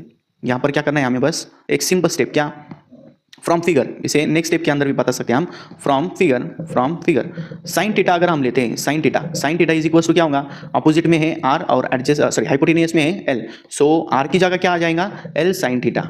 r की जगह क्या ले सकते हैं, l sin थीटा। सो यहाँ पर r है, r की जगह ले लिया हमने l sin theta into omega square and divide by नीचे क्या रहेगा इसके g। सो अब लेफ्ट साइड के अंदर sin थीटा है और राइट साइड के अंदर भी sin थीटा है, ये क्या हो जाएंगे यहाँ पर कैंसिल। अब यहाँ पर हम ओमेगा स्क्वायर को एज इट इज ले लेंगे, और यहाँ पर l बाई जी इधर जाने के बाद में g बाई एल हो जाएगा। So this will become g by l cos theta as it is. Okay, अब हम यहाँ पर स्क्वायर रूट ले लेंगे। स्क्वायर रूट लेने के बाद में ओमेगा इज इक्वल टू कितना आ जाएगा, square root of g upon l cos theta. ठीक है, फिर से अब ये जो ओमेगा है, बट ओमेगा इक्वल्स टू क्या होता है, 2 पाई अपॉन टी। सो ये किसके इक्वल आ जाएगा, 2 पाई अपॉन टी। और यहाँ पर अगर हम क्रॉस मल्टीप्लीकेशन करते हैं तो टी इक्वल्स टू कितना हो जाएगा, टी इक्वल्स टू इधर आ गया। अब देखो इसके अंदर क्या हो गया, ये टी जो डिवाइड में था इधर आने के बाद में वो मल्टीप्लाई हो गया, और ये टर्म इधर जाने के बाद में 2 पाई है और ये टर्म इनवर्स हो जाएंगे। सो इक्वेशन क्या मिल जाएगा हमें, 2 pi root of g upon l cos theta की जगह l cos theta upon g, ये इक्वेशन आ जाएंगे। ठीक है, so this is the time period of conical pendulum. अब ये टोटली अगर हम देखेंगे तो किस किस के ऊपर डिपेंड कर रहा है, ये लेंथ के ऊपर डिपेंड कर रहा है, उसके बाद में जो एंगल है, the angle which is made by the string with the vertical, उसके ऊपर डिपेंड कर रहा है, और लास्ट है acceleration due to gravity G. इसके ऊपर से हम फ्रीक्वेंसी भी ले सकते हैं, मतलब यहाँ पर हम एक टर्म और ऐड कर सकते हैं, फ्रीक्वेंसी। मतलब उसकी फ्रीक्वेंसी कितनी होगी, फ्रीक्वेंसी के लिए सिंपल है, एन इक्वल्स टू क्या होता है 1 अपॉन टी। मतलब इसका बस रेसिप्रोकल लेना है, मतलब जहाँ पर 2 पाई होगा उसकी जगह 1 अपॉन 2 पाई आ जाएगा, स्क्वायर रूट ऑफ यहाँ पर जी अपॉन एल कॉस थीटा, ये टर्म रह जाएंगे। ठीक है, मतलब फ्रीक्वेंसी के लिए हम ये ऐड कर सकते हैं। ओके, सो आप लोगों को अच्छी तरह से क्लियर हो गया होगा। अगर कोई डाउट्स आ रहे होंगे आप लोगों को, कोई इसके अंदर प्रॉब्लम होगा, तो आप मुझे कमेंट्स के अंदर पूछ सकते हैं, मैं आप लोगों को वहां पर जवाब दे दूंगा। ठीक है, इसके बाद हम हमारे नेक्स्ट टॉपिक की तरफ चलते हैं, that is vertical circular motion. Again the important topic, यहाँ पर हम नेक्स्ट देखेंगे, हमारा नेक्स्ट टॉपिक है वर्टिकल सर्कुलर मोशन। अब तक का जो पार्ट था उसके अंदर हॉरिजॉन्टल सर्कुलर मोशन था। अब यहाँ vertical circular motion object perform कर रहा होगा। तो इसके अंदर दो केसेस हैं, a mass which is tied to string को अगर कोई पत्थर बांध देते हैं और उसे घुमाते वर्टिकली, तो वहां पर उसके अंदर स्पीड कितना होगा, कौन से पॉइंट के ऊपर, वो पहला पॉइंट होता है, और टेंशन कितना होगा उसके अंदर, ये पॉइंट इसके अंदर आ जाता है। सो सबसे पहले हम इसके अंदर देखेंगे कि स्पीड कौन से भी पॉइंट के ऊपर अगर हम स्पीड लेते हैं तो वो कितना होगा। सो सबसे पहले हम क्या कंसीडर करेंगे, इस तरह से कोई object vertical circular motion perform कर रहा है, वो कंट्रोल और अनकंट्रोल ऐसे दो फॉर्म में होता है। जो अनकंट्रोल होगा उसके अंदर एक बार सर्कुलर मोशन परफॉर्म करने के बाद में वो ऑब्जेक्ट कंटिन्यूअसली घूम रहा होगा under the effect of gravitational force, और कंट्रोल के अंदर कंटिन्यूअसली उसे एक फोर्स अप्लाई करने की जरूरत है। इतना कुछ ज्यादा डिटेल में जाने की जरूरत नहीं है, सिंपल है। देखो इसके अंदर कोई स्ट्रिंग है, उस स्ट्रिंग को एक बॉब या मास अटैच कर दिया गया है और वो वर्टिकल सर्कुलर मोशन परफॉर्म कर रहा है। ओके, सो यहाँ पर ये उसका सेंटर अगर हम कंसिडर करते हैं, consider that this is the centre of the circle, और उसे हम ओ इस तरह से दिखा देते हैं।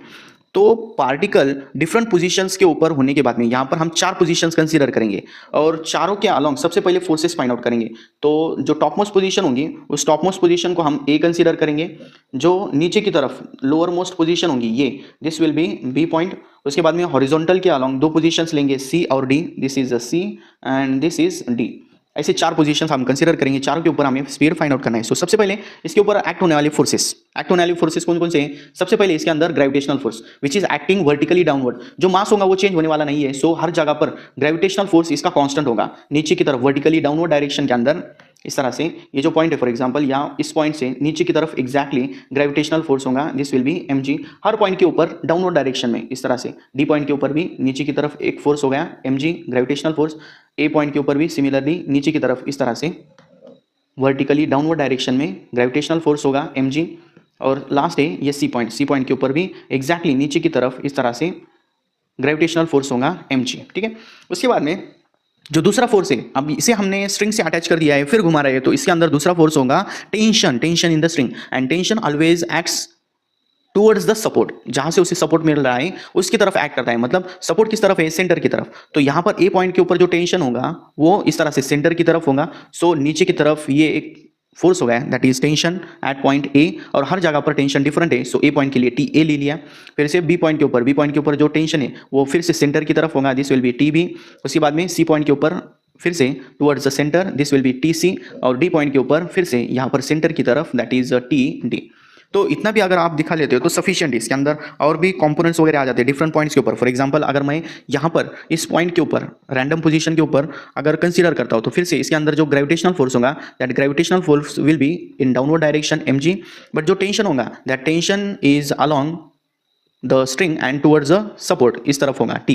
तो ये जो टी होगा इस टी को एज इट इज रखते हुए mg को दो कंपोनेंट्स के अंदर रिजॉल्व करना होता है, mg को दो कंपोनेंट्स में रिजॉल्व करेंगे। सो यहाँ पर mg के जो कंपोनेंट्स होंगे, फॉर एग्जांपल यहाँ पर अगर हम जो वर्टिकल है वर्टिकल के साथ में थीटा एंगल यहाँ पर बताते हैं तो ये हो जाएगा उसका mg cos थीटा, और ये कंपोनेंट होगा mg sin थीटा, इस तरह से ले सकते हैं। ओके, सो इतने ज्यादा दिखाने की जरूरत नहीं है, बस ये जो 4 पॉइंट्स ABCD इतना भी दिखा लिए तो सफिशिएंट है। सबसे पहले हम इसके अंदर अपर मोस्ट पोजीशन के ऊपर क्या हो रहा है वो देखेंगे, उसका स्पीड कितना है, speed at upper most position A. सबसे पहले हम यहां पर क्या करेंगे, अपर मोस्ट पोजीशन पर उसका स्पीड कितना है वो फाइंड आउट करेंगे। सो अपर मोस्ट पोजीशन के लिए ए पॉइंट के ऊपर जो है वो ये फाइंड आउट करने के लिए सिंपल है। देखो इस पॉइंट के ऊपर ये जो ए पॉइंट है इसके ऊपर कौन कौन से फोर्सेस एक्ट कर रहे हैं। सबसे पहले यहाँ पर नीचे की तरफ mg है, उसके बाद में सेम नीचे की तरफ TA भी है। ये दोनों की एडिशन होने के बाद में कौन कौन ऐड होने वाला है, सबसे पहले यहाँ पर mg और TA, ये दोनों की एडिशन होने के बाद में हमें मिल क्या रहा है, इसके ऊपर से हमें मिलेगा centripetal force. These two forces will provide the necessary centripetal force, so this is equals to mv² upon r, और ये ए पॉइंट के लिए मतलब यहाँ पर हम va लेंगे। अब यहाँ पर हम मिनिमम स्पीड फाइंड आउट कर रहे हैं, क्या कर रहे हैं, फॉर मिनिमम स्पीड। अब मिनिमम स्पीड के लिए यहाँ पर हम क्या करेंगे, टेंशन मिनिमम लेंगे, और वो मिनिमम कितना है, 0। ये बस इस केस के अंदर होगा मिनिमम के लिए टेंशन 0, क्योंकि टॉप मोस्ट पोजीशन के ऊपर जो मिनिमम स्पीड होगा उस केस के अंदर हम नियरली टेंशन की वैल्यू 0 कंसीडर कर सकते हैं। सो यहां पर ए पॉइंट के ऊपर मिनिमम स्पीड के लिए TA 0 दिखा दिए, तो क्या मिल जाएगा इक्वेशन, mg प्लस कितना हो गया 0 इक्वल्स टू क्या रहेगा यहाँ पर m, और va, ये जो va है वो किस तरह से मिनिमम है, सो va मिनिमम इसका स्क्वायर एज इट इज और डिवाइड बाय क्या होगा यहाँ पर r। तो इसके अंदर दोनों साइड का m कैंसिल हो जाएगा। सो इसके ऊपर से v मिनिमम कितना आ जाएगा, this va minimum is equal to कितना आ जाएगा, ये r उधर जाने के बाद में मल्टीप्लाई हो गया r इंटू जी, स्क्वायर रूट लेने के बाद में रूट ऑफ rg, ये उसकी वैल्यू होंगी। ठीक है, क्लियर हो गया आप लोगों को, इसके अंदर ये उसकी मिनिमम वैल्यू होंगी, क्योंकि ये यहाँ पर जो टॉप मोस्ट पोजीशन है उसके ऊपर हमने टेंशन कंसीडर कितना किया है 0, तो उस केस के अंदर minimum velocity at point A will be equals to root of rg। Clear, उसके बाद हम चलते हैं सबसे नीचे की तरफ, that is lower most position B. इस बी पोजीशन के ऊपर क्या होगा, ओके नेक्स्ट होगा हमारा नंबर 2, या उसे हम डायरेक्टली इस पॉइंट से दिखाएंगे, that is lower most position and that is B. वो कौन सी है, बी।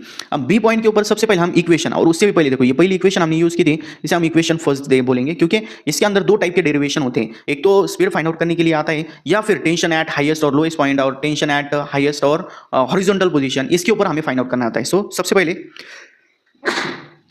अब यहाँ पर लोअर मोस्ट पोजीशन के ऊपर अगर हम इक्वेशन देखते हैं तो यहाँ पर दो फोर्सेस एक दूसरे को बैलेंस करें। देखो नीचे की तरफ mg है, ऊपर की तरफ TB है, बट ये रेस्ट पोजीशन इनके ऊपर नहीं है, ये घूम रहे हैं, तो घूमने के लिए सर्कुलर मोशन रिक्वायर्ड है। तो इसके अंदर इक्वेशन को किस तरह से लिखना है, सर्कुलर मोशन किस तरफ होता है, टुवर्ड्स द सेंटर, तो सेंटर की तरफ जो फोर्स होगा वो पॉजिटिव होगा, और जो उसके अपोजिट में होगा वो निगेटिव, मतलब TB कैसा हो गया, पॉजिटिव। मतलब इक्वेशन कैसे लिखेंगे हम, TB पॉजिटिव mg निगेटिव, और ये दोनों मिलकर क्या प्रोवाइड करने वाले हैं, mv² upon r, that is centripetal force at point b। Okay, ये हो गई हमारी equation second.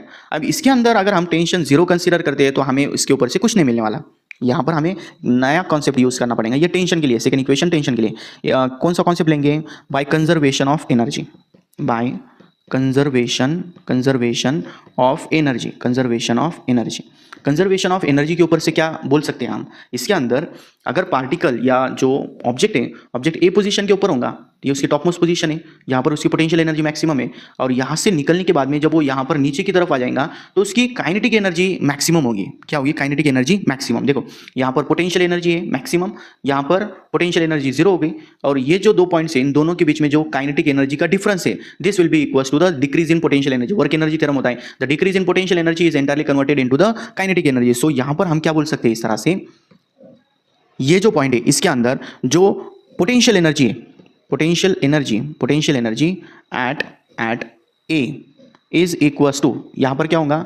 Kinetic energy eight ज़्यादा कहाँ पर होंगी? ए या बी के ऊपर, क्योंकि यहाँ पर जो स्पीड है उसका मैक्सिमम है, और मिनिमम कहाँ पर थी? काइनेटिक एनर्जी एट ए, क्योंकि ए पॉइंट के ऊपर उसका स्पीड कम है तो काइनेटिक एनर्जी भी कम होगी। सो इक्वेशन किस तरह से लिख सकते हैं? पोटेंशियल एनर्जी का फॉर्मूला क्या होता है? mgh। देखो अब हाइट कितनी होगी, यहाँ पर रेडियस कितनी दी हुई है, यहाँ से यहाँ तक की रेडियस अगर r होगी तो टोटल ये डिस्टेंस कितना हो गया? 2r हो गया। सो यहाँ पर हम क्या लिख सकते हैं इस तरह से, mg इंटू 2r, और b पॉइंट के ऊपर स्पीड कितना होगा, sorry kinetic energy half mvb square, और a पॉइंट के ऊपर हाफ mva स्क्वायर। ओके, उसके बाद में हाँ, ये दोनों साइड में यहाँ पर m कॉमन है तो ये क्या हो जाएगा? कैंसिल हो जाएगा। उसके बाद में ये जो डिवाइड का 2 है इधर आने के बाद में मल्टीप्लाई हो गया, तो मल्टीप्लाई होने के बाद में इक्वेशन क्या बन जाएंगी? यहाँ पर 2rg था तो यहाँ पर 4rg हो जाएगा, इक्वल्स टू यहाँ रह गया बस vb square minus va square. va square की वैल्यू हमें पता है, va कितना होता है? √rg, तो स्क्वायर करेंगे तो कितना आ जाएगा? rg आ जाएगा। सो इसके ऊपर से vb स्क्वायर कितना मिल जाएगा? vb square is equals to यहाँ पर 4rg है और इधर से निगेटिव आने के बाद में ये पॉजिटिव हो जाएगा rg, so this will B 5rg, और यहाँ पर अगर हम स्क्वायर रूट लेते हैं तो vb कितना बन जाएगा? Square root of 5rg। This is the speed और velocity at point B. Okay, उसी तरह से हम सी पॉइंट के ऊपर भी ले सकते हैं। अब इसके अंदर ये जो इक्वेशंस हमने देखे थे, पहले 2 तो हो गए, इसके ऊपर से हम टेंशन का डिफरेंस भी ले सकते हैं। टेंशन का डिफरेंस, वो पॉइंट सबसे पहले हम कवर कर लेते हैं। मतलब क्या? Difference in tension, difference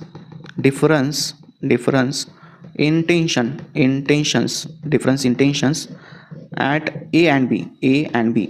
A point के ऊपर टेंशन कम है, बी पॉइंट के ऊपर टेंशन ज़्यादा है, तो दोनों का जो डिफरेंस है वो कैसे फाइंड आउट करेंगे? सिंपल है, देखो हमने अभी तक 2 इक्वेशंस कंसीडर किए, equation first mg plus TA और equation second tb minus mg। इन दोनों को बस हमें ऐड करना है, सॉरी ऐड करेंगे, सब्ट्रैक्ट करेंगे, इसके अंदर हमें दोनों को सब्ट्रैक्ट करना है। देखो सब्ट्रैक्ट करना है, क्योंकि सबसे पहले इक्वेशन 2 माइनस 1 मैं आप लोगों को बताता हूँ। इक्वेशन यहाँ पर क्या करना है? इक्वेशन 2 माइनस इक्वेशन फर्स्ट करना है, इक्वेशन फर्स्ट। अब सबसे पहले इक्वेशन 1 और 2 क्या आती है? देखो अब यहाँ पर 2, इक्वेशन 2 को अगर हम देखते हैं तो क्या दिया हुआ है? देखो यहाँ पर इतनी इक्वेशन 2 है, दिस इज इक्वेशन 2। ओके, इसको हम क्या करेंगे? कॉपी का ऑप्शन कहाँ पर? यहाँ पर, ठीक है, देखेंगे इससे क्या होता है। तो इक्वेशन 2 यहाँ पर ये है, नहीं आ रहा है, ठीक है, जान दो। अब हम डायरेक्टली इसको, कॉपी का ऑप्शन कहाँ पर है? शायद इसके अंदर कॉपी, हाँ यही है, फिर भी क्यों नहीं आ रहा है? अब देखो इसके अंदर, हाँ आ गया। ये था हमारा इक्वेशन सेकंड। अब इस सेकंड इक्वेशन और फर्स्ट, अब फर्स्ट इक्वेशन कहाँ दी? यहाँ पर दी हुई। देखो इस इक्वेशन को भी हम क्या कर लेंगे? यहाँ से कॉपी कर लेंगे, तो हाँ ठीक है। अब फिर से हम यहाँ पर इक्वेशन सेकंड की तरफ आ जाते हैं। ओके, तो इन दोनों को क्या करना है? हमें बस सब्ट्रैक्ट करना है। क्या करेंगे? हम सब्ट्रैक्ट करेंगे। तो सब्ट्रैक्शन करने के बाद में इक्वेशन 2 माइनस 1 करना है। तो लेफ्ट साइड में अगर हम फोकस करते हैं तो लेफ्ट साइड में क्या दिया हुआ है? लेफ्ट साइड के अंदर है टीबी माइनस mg, और इसके लेफ्ट साइड में क्या दिया हुआ है? Minus mg plus TA। Okay, और राइट साइड में क्या दिया हुआ है? mvb स्क्वायर अपॉन r, और माइनस क्या करेंगे? mva square upon r। Okay, तो इसके अंदर देखो सबसे पहले यहाँ पर tb माइनस TA इसको एज इट इज ले लेंगे, क्योंकि यहाँ पर माइनस साइन मल्टीप्लाई हो गया, और नीचे यहाँ पर माइनस mg कितना हो गया? -2mg। उसके बाद में दोनों में m अपॉन r कॉमन है, m अपॉन r साइड में ले लेंगे, और vb की वैल्यू क्या थी? √5rg, तो उसका स्क्वायर क्या आ जाएगा? 5rg माइनस va की वैल्यू क्या है? rg, va की कितनी थी? rg। ठीक है, तो इसके ऊपर से हमें इक्वेशन क्या मिल जाएंगी? That is tb minus TA minus 2mg is equals to, इसके अंदर 5rg माइनस rg कितना हो गया? 4rg, और एक rg कैंसिल हो गया। सो यहाँ पर क्या आ गया? 4mg। तो इसके ऊपर से tb minus TA is equals to कितना हो जाएगा? 4 + 2 कितना हो गया? 6mg। कितना हो जाएगा? 6mg।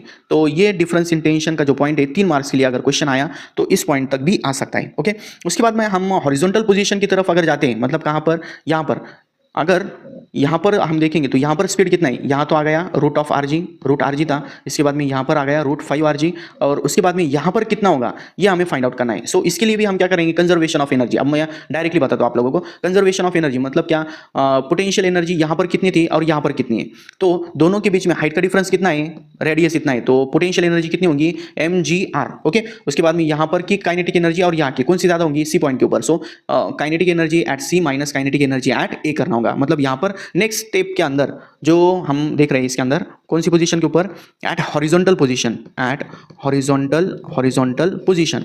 हॉरिजॉन्टल पोजीशन कौन सी है इसकी, सी है, एट हॉरिजॉन्टल पोजीशन सी। इस पॉइंट के ऊपर क्या होगा, जो काइनेटिक सॉरी जो कंजर्वेशन ऑफ एनर्जी है वो हमें यूज करना है, conservation of energy, conservation of energy, conservation of energy.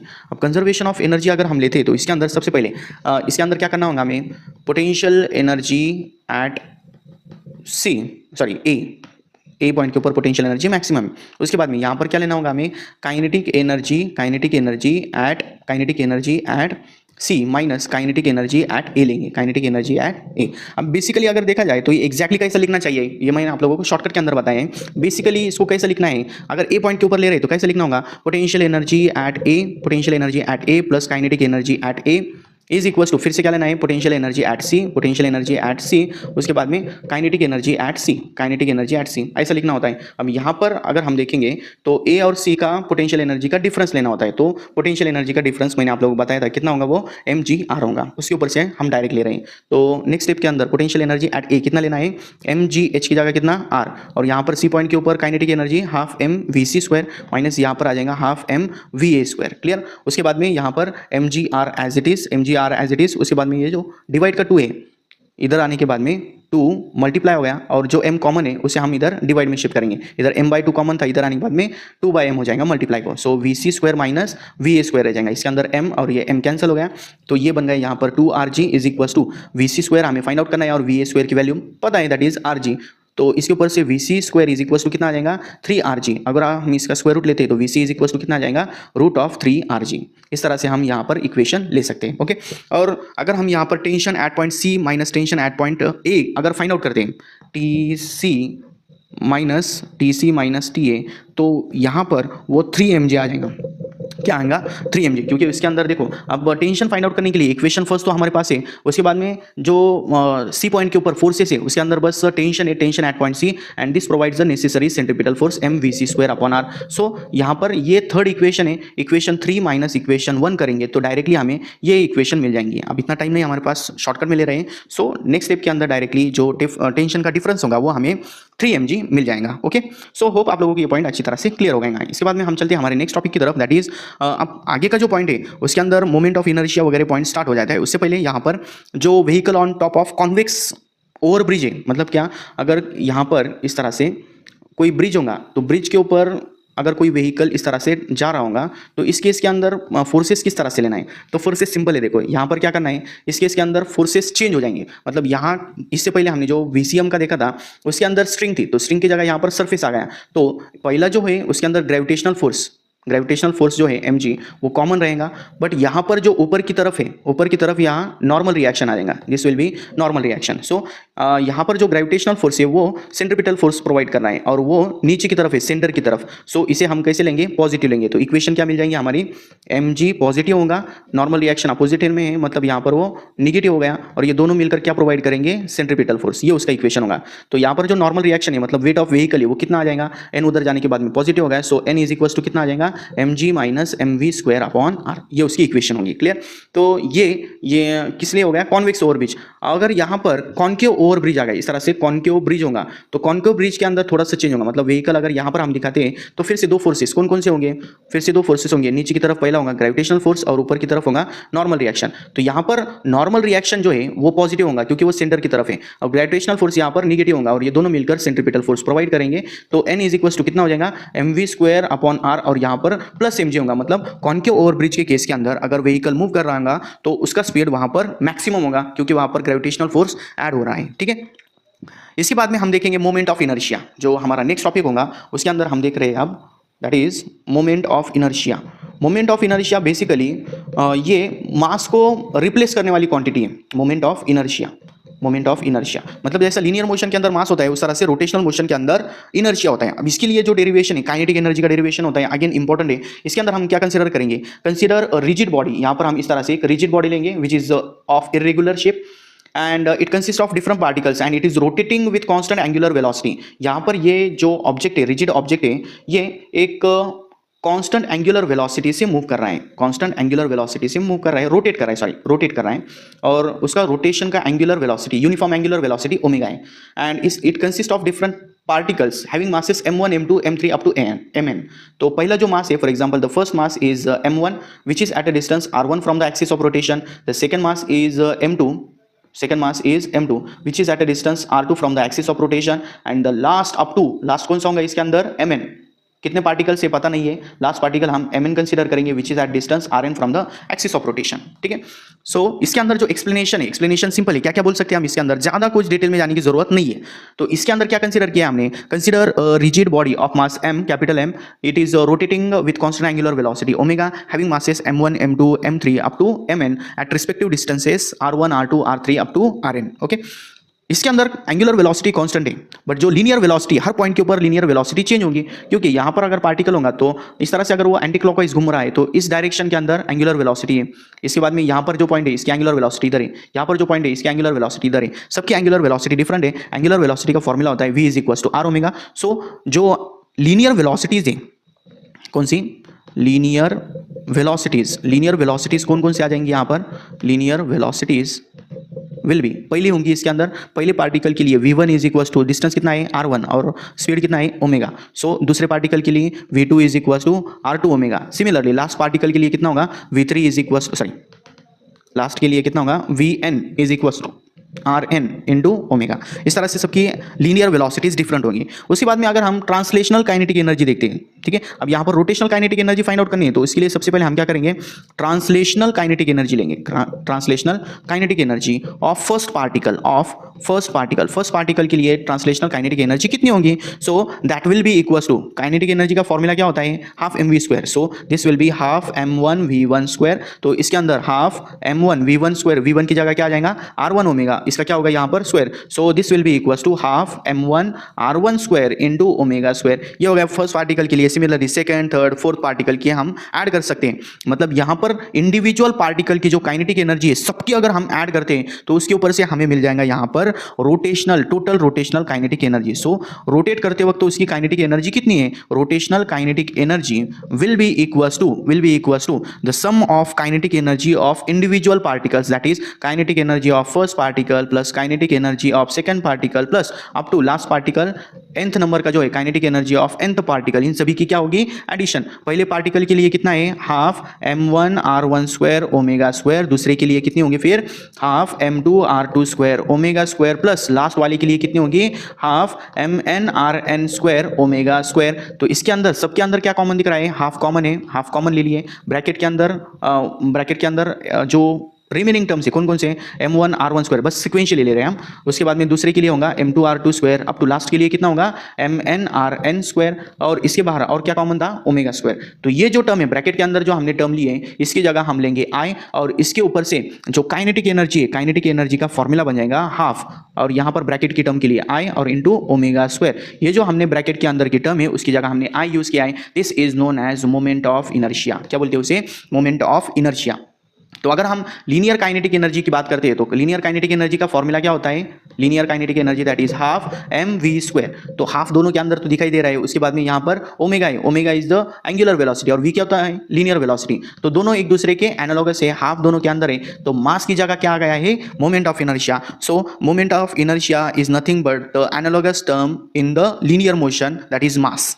ठीक है, तो इसके अंदर जो मोमेंट ऑफ इनर्शिया वो डिपेंड किसके ऊपर करता है, depends on the two things. The first one is individual mass of the particle, जो पार्टिकल का इंडिविजुअल मास है उसके ऊपर वो डिपेंड करता है, और डिस्ट्रीब्यूशन के ऊपर वो डिपेंड करता है। तो यहाँ पर बेसिक जो फॉर्मूला है, उसका जो बेसिक फॉर्मूला है वो हम मोमेंट ऑफ इनर्शिया के लिए m इंटू आर स्क्वायर ले सकते हैं, that is mass into distance, axis of rotation से उस मास का कितना डिस्टेंस है उसका स्क्वायर करना है। सो किसके ऊपर डिपेंड कर रहा है, वो दो टर्म्स के ऊपर डिपेंड कर रहा है। पहला कितना, किसके ऊपर, इंडिविजुअल मास कितना है उसका, मास के ऊपर डिपेंड करने वाला है, individual mass of the particle और ऑब्जेक्ट। ठीक है, m हो गया और डिस्टेंस r है, तो r मतलब क्या होगा उसका distribution of mass, distribution of mass, distribution of mass हो जाएगा इसका, ठीक है, इसके ऊपर भी वो डिपेंड करने वाला है। तो यहाँ पर मोमेंट ऑफ इनर्शिया दो डिफरेंट ऑब्जेक्ट्स के लिए दिया हुआ है नेक्स्ट टॉपिक के अंदर।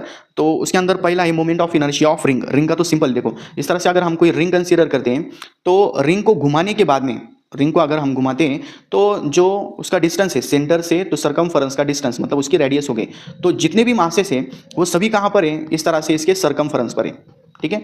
तो इसका अगर हम मोमेंट ऑफ इनर्शिया निकालने जाते हैं तो मोमेंट ऑफ इनर्शिया का सिंपल फॉर्मूला क्या देखा है हमने, I is equal to m are square है। मतलब क्या, पहला मास m1, पहला पार्टिकल फॉर एग्जांपल यहाँ पर है, वो सेंटर से कितने डिस्टेंस पर है r, सो m1 r स्क्वायर प्लस दूसरे के लिए कितना होगा m2 r स्क्वायर प्लस ऐसा करते करते लास्ट के लिए कितना होगा mn r स्क्वायर होगा। तो डिस्टेंस तो इसके अंदर सेम है, सो एडिशन किसकी करनी है हमें, जितने भी सरकमफेरेंस के ऊपर मासेस है उन सभी की एडिशन करनी है प्लस mn, ओके, और n2 r square as it is. अब इन सभी पार्टिकल्स की एडिशन करेंगे तो हमें total mass of the ring m मिल जाएगा और r स्क्वायर इसके अंदर कॉमन होगा, तो मोमेंट ऑफ इनर्शिया रिंग के लिए m r स्क्वायर ये लेना होगा, ठीक है, सिंपल था ये। बट डिस्क का जो पार्ट है वो थोड़ा सा डिफरेंट दिया हुआ है, डिस्क के अंदर थोड़ा सा हमें इंटीग्रेशन वगैरह यूज करना है, बट उसका भी एकदम सिंपल है। देखो कैसा करना है, नेक्स्ट टॉपिक देखेंगे हम, moment of inertia of uniform disc, moment of inertia of disc, disc का मोमेंट ऑफ इनर्शिया। तो इसके अंदर देखो हम क्या कंसीडर करेंगे, डिस्क दी हुई, डिस्क आप सब लोगों ने देखिए सर्कुलर शेप के अंदर कंटिन्यूसली मास का डिस्ट्रीब्यूशन होगा इस तरह से। फॉर एग्जांपल हम यहाँ पर डिस्क कंसीडर करेंगे, डिस्क की जो रेडियस है वो हम r इतनी कंसीडर करेंगे, total radius of the disc. For example ये उसका एक्सिस ऑफ रोटेशन लेंगे हम, एक्सिस ऑफ रोटेशन मतलब सेंटर से परपेंडिकुलर, इसका परपेंडिकुलर ले रहे हैं बस, शॉर्टकट के अंदर देखेंगे तो ये उसका सेंटर हो गया, सेंटर से सरकमफेरेंस का डिस्टेंस मतलब क्या हो गया उसकी रेडियस हो गई।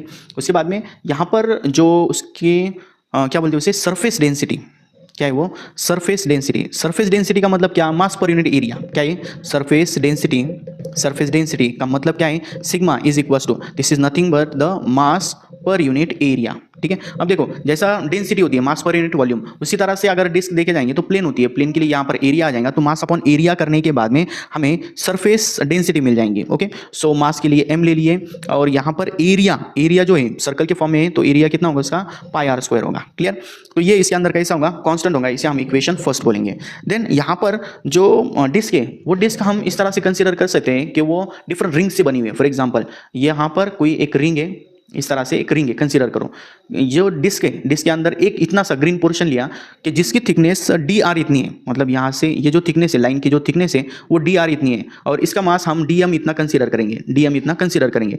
तो इस ये अगर सेंटर से देखा जाए तो r इतने स्मॉल r इतने डिस्टेंस के ऊपर है, मतलब यहाँ पर एक ही रिंग हमने कंसीडर की है, तो ये डिस्क अगर देखी जाए तो ये डिफरेंट रिंग्स एक दूसरे के ऊपर इस तरह से आए हुए, फॉर एग्जांपल एक दूसरे के ऊपर इस तरह से रिंग्स जमा हो गए और फाइनली वो डिस्क फॉर्म हो गई है, ओके। सो यहाँ पर जो हमारा मास होगा इस रिंग का, ग्रीन कलर में जो हमने रिंग ड्रॉ की है उसका मास कितना होगा, तो मास का सिंपल फॉर्मूला फिर से हम ये जो इक्वेशन है सरफेस डेंसिटी इसके ऊपर से लेंगे, तो मास का फॉर्मूला क्या बन जाएगा यहाँ पर, इस मास इज इक्वल टू कितना होगा, mass is equal to sigma into क्या होगा यहाँ पर एरिया होगा, एरिया सिग्मा कांस्टेंट है, उसके बाद में एरिया इस रिंग का कितना होगा, सिंपल है देखो। अब यहाँ पर इसकी थिकनेस कितनी है, थिकनेस इज dr, कितनी है dr, और ये कितने डिस्टेंस के लिए है, ये सरकमफेरेंस, जो सरकमफेरेंस है उसके लिए, मतलब सरकमफेरेंस ऑफ द सर्कल और इनटू इसकी थिकनेस अगर हम करते हैं तो हमें क्या मिल जाएगा, इसका एरिया मिल जाएगा। तो यहाँ पर सिग्मा इंटू क्या करना होगा, यहाँ पर सिंपल उसका सरकमफेरेंस होगा 2πr और उसकी थिकनेस कितनी है dr, तो ये होगा उसका mass small mass dm, clear.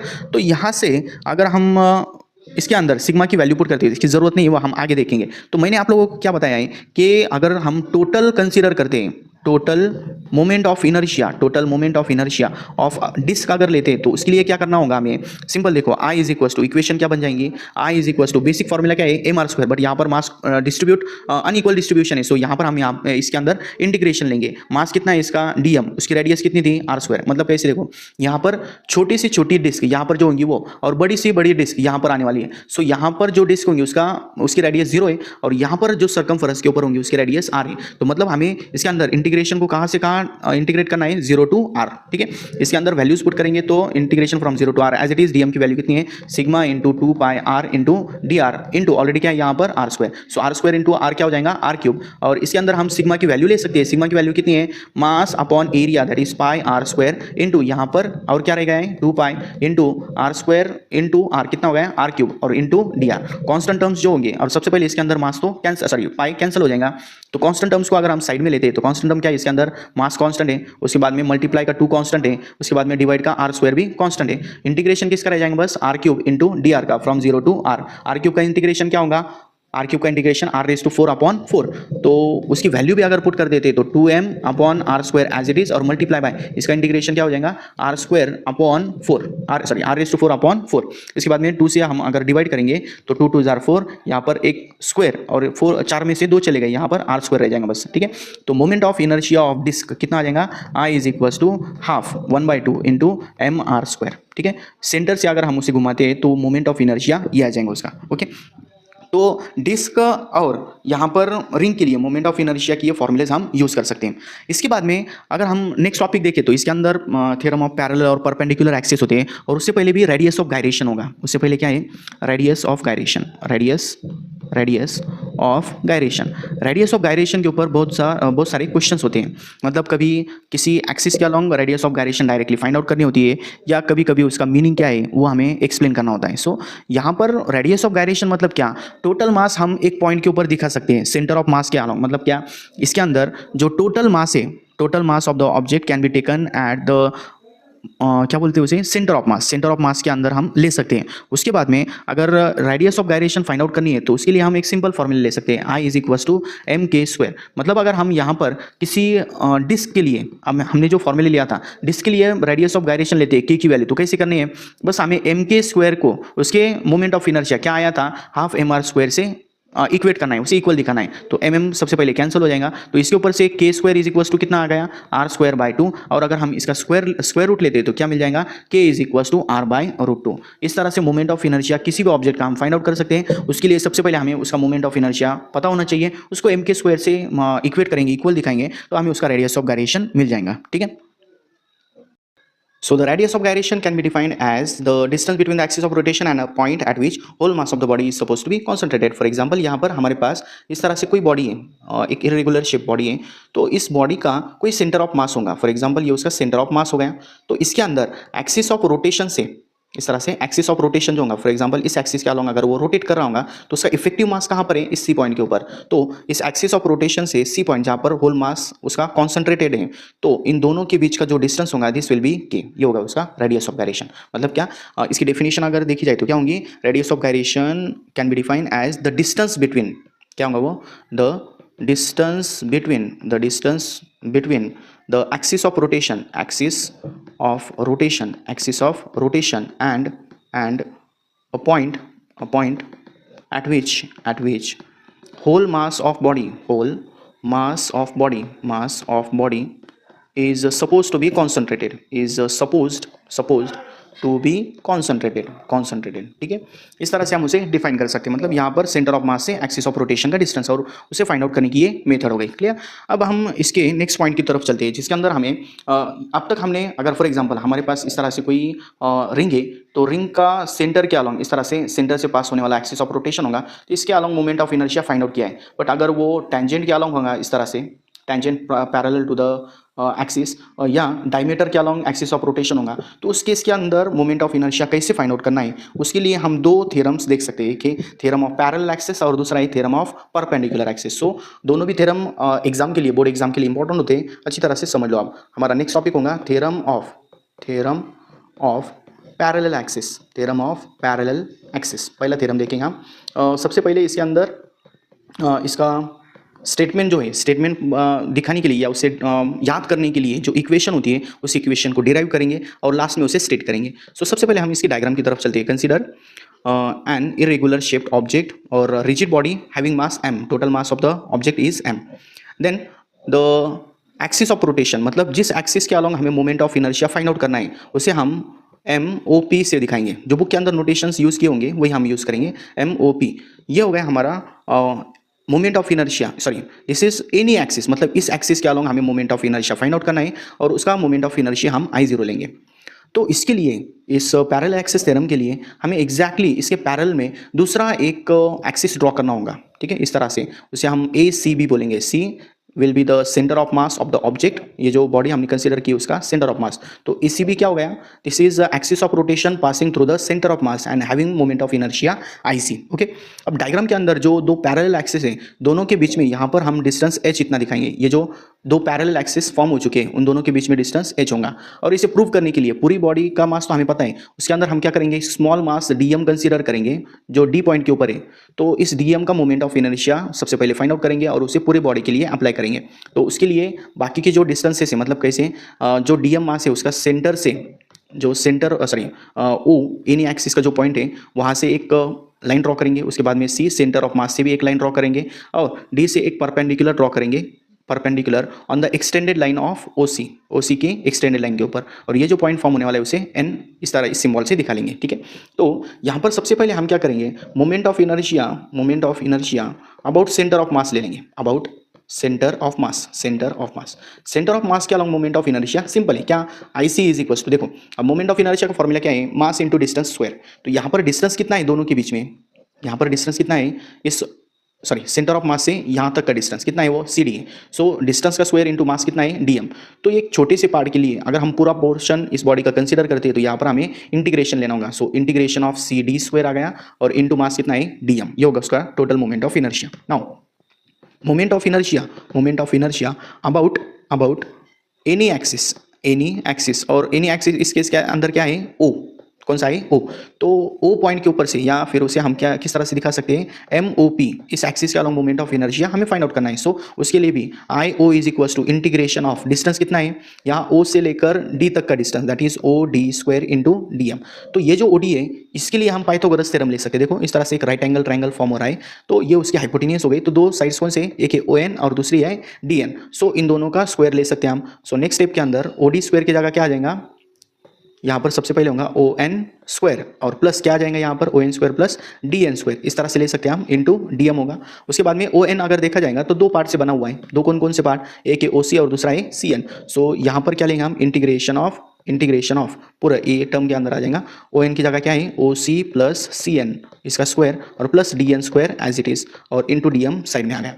अब यहाँ पर OC प्लस CN इसका हमें A plus B bracket square लेना है। So this will become OC square plus 2 times OC into CN plus CN square plus DN square as it is, ठीक है, A plus B bracket square लिया है बस into DM। Okay, अब यहाँ पर CN square plus DN square, ये जो पार्ट है CN square plus DN square, ये क्या हो जाएगा, इसकी hypotenuse that is CD square आ जाएगा। सो यहाँ पर OC square as it is plus 2 times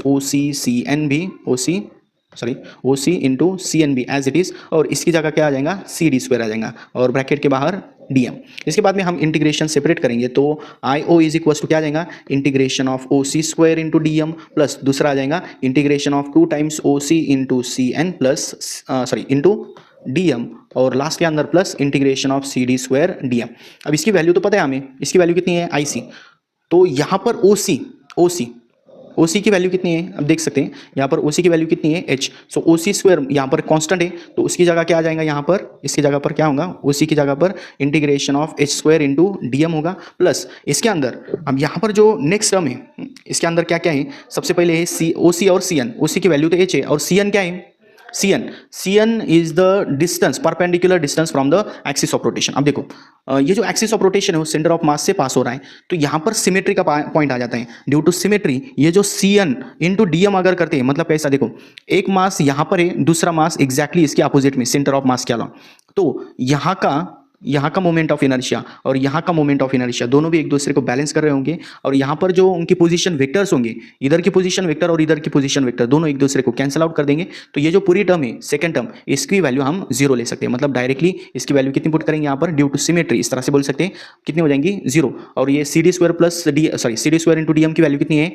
IC है, ठीक है। उसके बाद में I0 इक्वल टू कितना आ जाएगा, IC को साइड में ले लेंगे, IC प्लस इसके अंदर एच स्क्वायर साइड में आ गया और लास्ट में डीएम का इंटीग्रेशन, मतलब स्मॉल पोर्शन था उसका मास डीएम था, टोटल बॉडी का मास कितना है एम है। सो यहाँ पर इस तरह से हम ये जो डेरिवेशन है इसे कंप्लीट कर सकते हैं। ठीक है, यहाँ पर हमने बहुत शॉर्टकट में लिया है, ये जो सिमेट्री का पॉइंट था इसे बहुत ज़्यादा डिटेल में लेना चाहिए बट इतना टाइम नहीं है, बस सिंपल समझ लो इसको क्या बोलना है। यहाँ का पॉइंट अगर आ गया तो इसे क्या बोलेंगे, due to symmetry, due to symmetry. इतना बोलकर डायरेक्टली इसकी वैल्यू कितनी लेनी है, हमें जीरो ले लेनी है। Okay, due to symmetry this will become zero. So यहाँ से मोमेंट ऑफ इनर्शिया का जो फॉर्मूला है, सॉरी स्टेटमेंट है, वो कर सकते हैं हम। तो इसके लिए क्या है, देखो अब देखो इसके अंदर I0 क्या लिया हुआ है, moment of inertia about of object about any axis, moment of inertia of body about any axis, इस तरह से बोल सकते हैं हम, अबाउट एनी एक्सिस, ये एनी एक्सिस हो गया।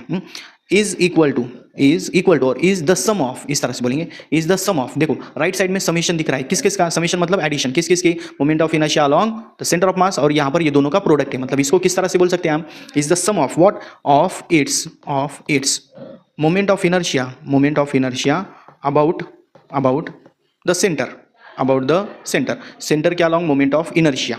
ओके, एंड सॉरी सेंटर के अलोंग मोमेंट ऑफ इनर्शिया हो गया, एक मिनट, यहाँ पर is the sum of its moment of inertia about the centre की जगह यहाँ पर क्या लेंगे हम, इस तरह से, about moment of inertia about an axis parallel to the given axis, मतलब यहाँ पर क्या देगा, parallel to the given axis and passing through centre, ठीक है, सेंटर से वो पास हो रहा है। ओके, ये जो हो गया हमारा आईसी। मोमेंट ऑफ इनर्शिया कैसा है, moment of inertia about axis parallel to the given axis, ये जो एनी एक्सिस हमने लिया ना इसके अंदर, एनी एक्सिस उसके पैरेलल में है। ओके, और बाद में क्या है, and passing through centre, and यहाँ पर दूसरा क्या है, एम एच स्क्वायर, मतलब क्या, and product of what, product of the mass of body और object, mass of object and square of the distance between the two axes, दोनों axis के बीच में का डिस्टेंस। ओके, इस तरह से हम इक्वेशन के ऊपर से इसका moment of inertia find out कर सकते हैं और उसका स्टेटमेंट भी ले सकते हैं। क्लियर? अब हम चलते हैं हमारे नेक्स्ट टॉपिक की तरफ, that is theorem of perpendicular axis. अब ये इसके कंपैरिजन में छोटा होता है और सिंपल भी। देखो थ्योरम ऑफ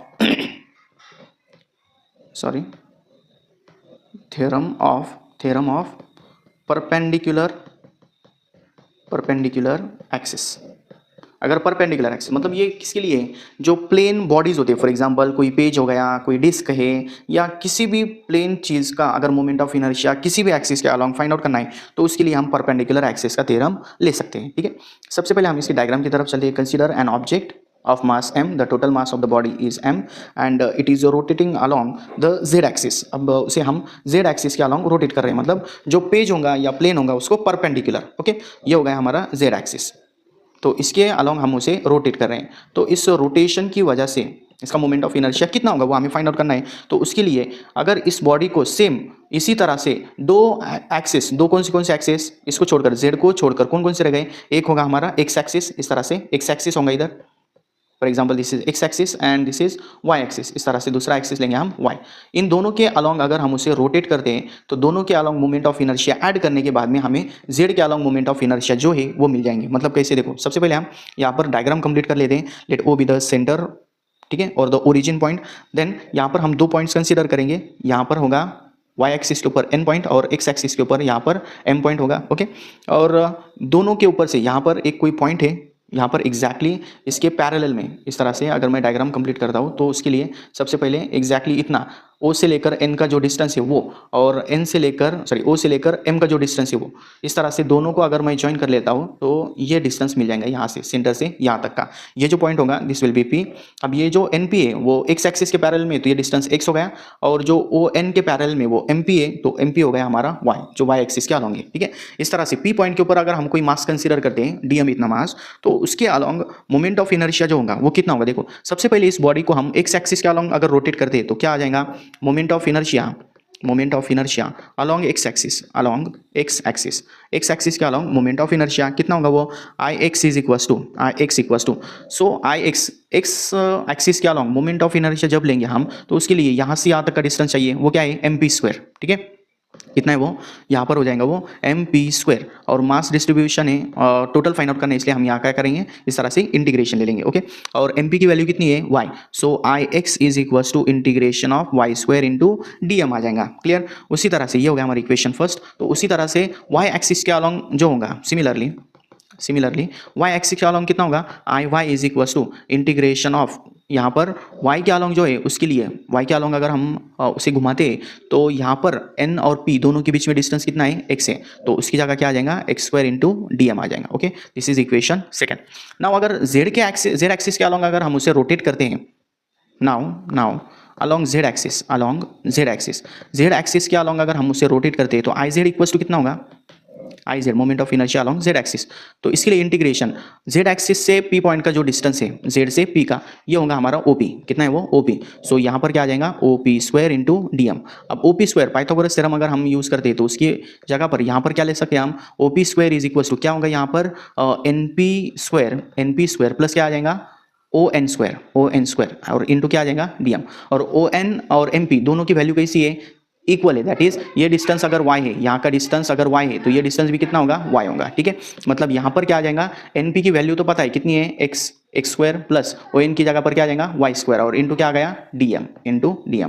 सो इसके ऊपर से इंटीग्रेशन ऑफ x² dm ये पहली value, integration of y² dm ये दूसरी वैल्यू। तो ये इसकी जगह पर इक्वेशन 1 और 2 की वजह से, या इक्वेशन 1 और 2 के ऊपर से हम क्या बोल सकते हैं, यहाँ पर integration of iy plus integration of moment of inertia along x axis और y एक्सिस, ix और iy इस तरह से आ जाएगा। ठीक है, ये हो गया हमारा फाइनल डेरिवेशन। तो इसके ऊपर से हम इसका स्टेटमेंट कैसे कर सकते हैं, यहाँ पर हम क्या बोलेंगे, the moment of inertia of laminar object, laminar मतलब क्या, z एक्सिस जो हमने लिया था वो किसी प्लेन के ऊपर परपेंडिकुलर था। ठीक है, तो परपेंडिकुलर एक्सिस है, तो इसके ऊपर क्या आ जाएगा, moment of inertia of laminar body और laminar object about an axis z perpendicular to its plane is the sum किसका है, sum of the moment of inertias about two mutually perpendicular axis. अब यहाँ पर z एक्सिस के along हमें find out करना था, तो दो म्यूचुअल परपेंडिकुलर एक्सिस कौन कौन से, x और y, दोनों के अलॉन्ग जो मोमेंट ऑफ इनर्शिया है उन दोनों की क्या करनी है, हमें एडिशन करनी है। इस तरह से हम इसका स्टेटमेंट कर सकते हैं। ओके, तो ये था हमारा theorem of parallel and perpendicular axis. अब यहाँ पर इसके बाद में दो डेरिवेशंस आ जाते हैं। पहला डेरिवेशन इसके अंदर